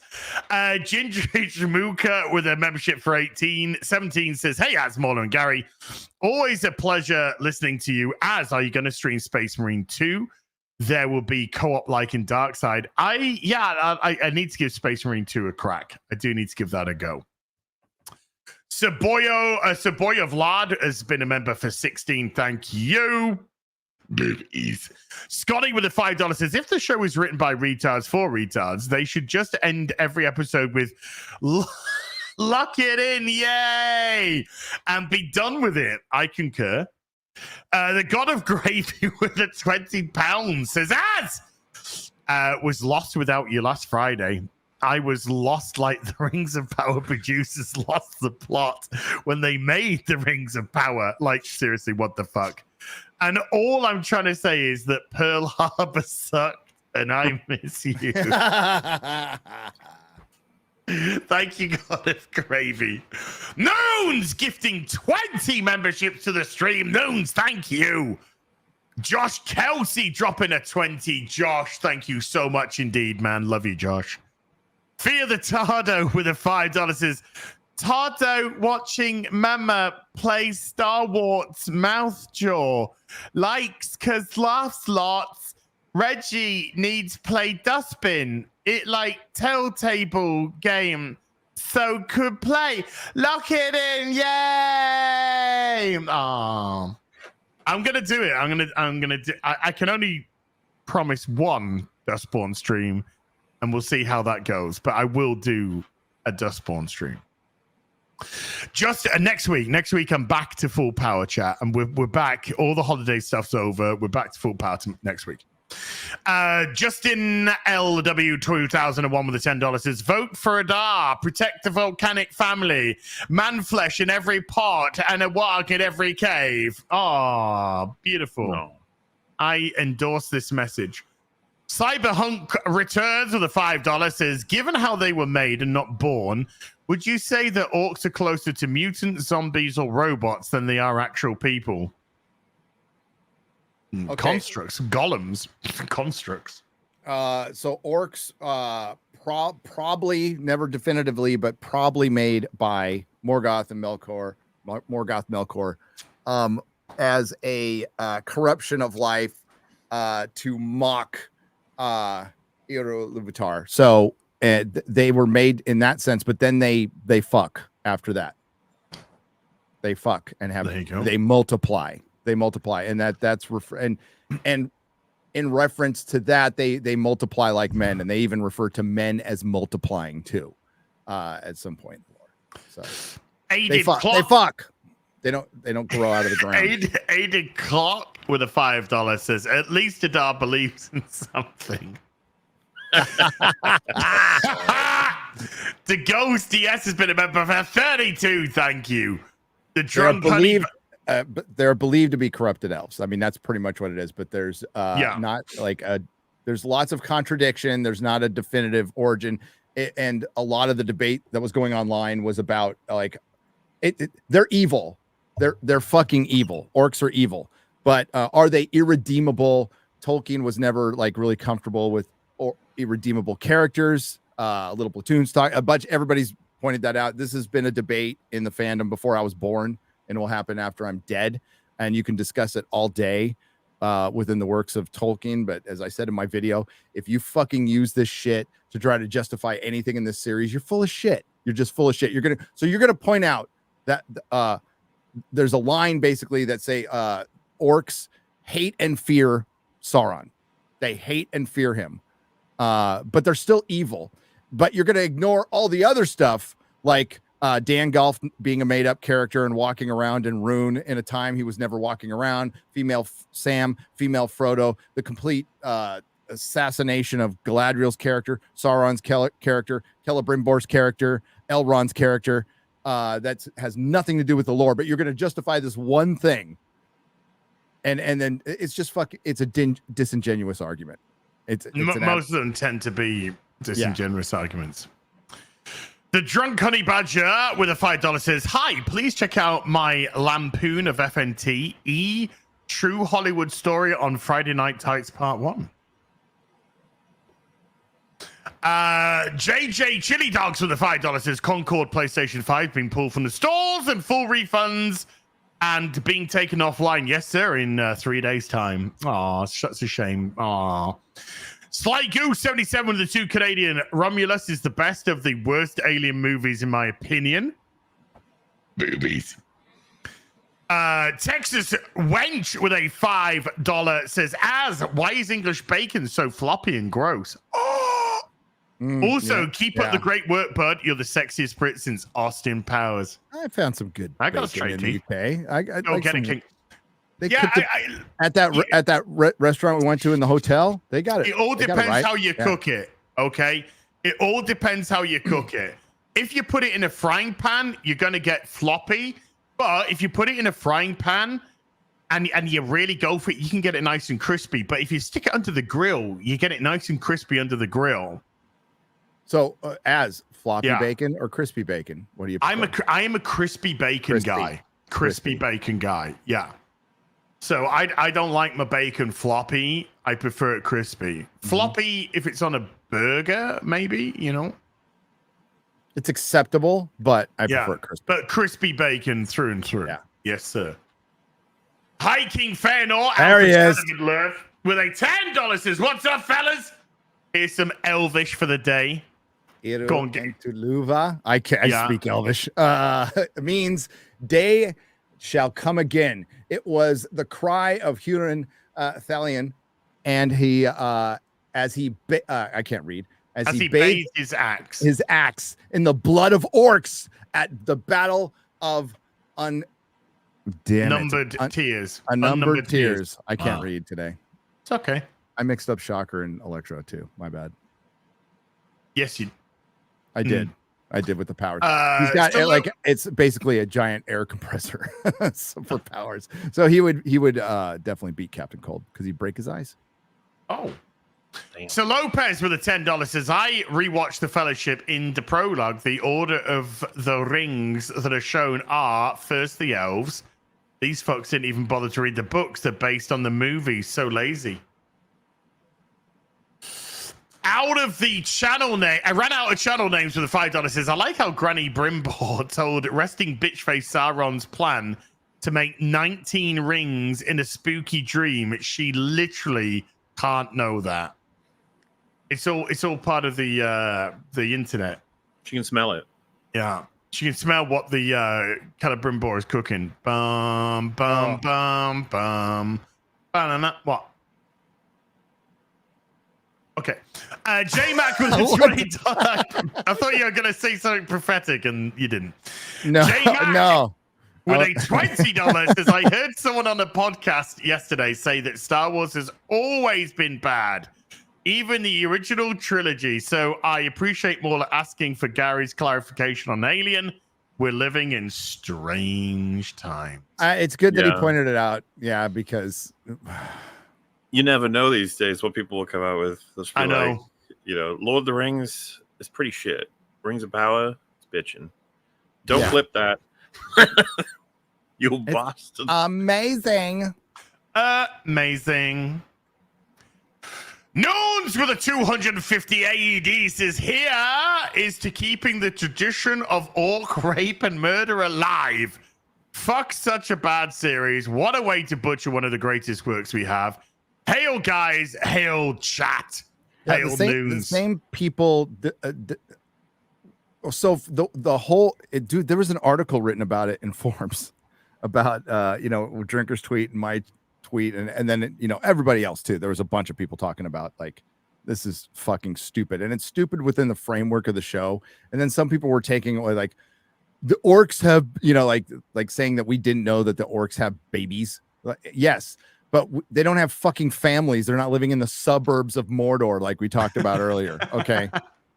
And it's not really talked about like, and this is certain things are meant to be left to the imagination. Certainly if the professor really wanted to get into it, he would have, but it's good to leave some mystery there so fans can debate this shit forever. But I don't think anybody believes for a second they had families. I in my imagination, it's more of a litter. They have a litter and there's a runt and that runt dies and gets fed to the other kids and whatever, that's how it is. They're not good. And proof that they're not good, there's very little written about the Fourth Age. It's not a bunch. But in Tolkien's, I think he wrote 13 pages of a sequel and then abandoned it. And the Fourth Age was going to be about the degradation of Gondor, and it's kind of a reflection maybe of the 60s. Not really sure. Again, application, not allegory. And there were orc cults and Gondorian boys playing at being orcs and running around and causing trouble. So that doesn't sound like anything that has any other nuance in it that it's still bad. It's still bad. And they've had plenty of time. And by the way, we're in the Second Age in the Rings of Power, supposedly. So even though they were scattered to the winds after the fall of Morgoth, they're still around. They're still pretty fucking evil and doing pretty evil things. But if you want to like a good thing, a good movie about nuanced orcs, Bright. Go watch Bright. Right, I'm going to jump through a couple of cherry-picked Super Duperies, and I will either do a video to go through the rest, or we will smash through them at the beginning of Afternoon Tea with us this Sunday, because our time is nearly upon us, chat. No Zaku boy with a $50 says no evil or rack escapes the vision of beeping Tom.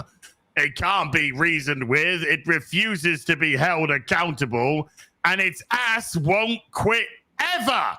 Can Tom's male gaze survive retro cancelling from the time traveling techno titties of Herminator? Oh my god. The Herminator is here. I'll take that. You can buy it, chat. It is possible to buy a physical copy of Bright. It is a bootleg, so I wouldn't recommend you do it. And it is only a Blu-ray, but it is possible. D Breezy with the $20 says for the demonetization. Starting Cobra Kai, they really captured recreating an 80s movie, some cringe dialogue and training montages, but can't stop watching it. Kick that pansy in the face. Johnny equals face. Still haven't watched the final season yet. I still haven't watched of Cobra Kai. You might as well wait till November. I enjoyed it. Oh, but they separate 2 parts. It's 3 parts. It's 3 parts. So this was the big setup, but you do get some follow-up. But I would say at this point, wait till November so you can get more, because I think it's only 6. It's 6 episodes. Okie dokie. Okie dokie. Right. We're gonna wrap it up for the day. So Molly, is there anything that you would like to plug before we go, sir? Well, I think I might do a little bit of an outlaw stream either tonight or tomorrow. I'm not 100% sure yet. Some more of that wonderful. Trying to get to the end of the story, trying to discover what's going to happen. And EFAP will begin its Rings of Power coverage this Saturday. I can't wait. Don't be fun. Sorry for that awful news. Tom Bombadil episode's next. Hey, the good news is you're halfway through this. We're halfway through the season.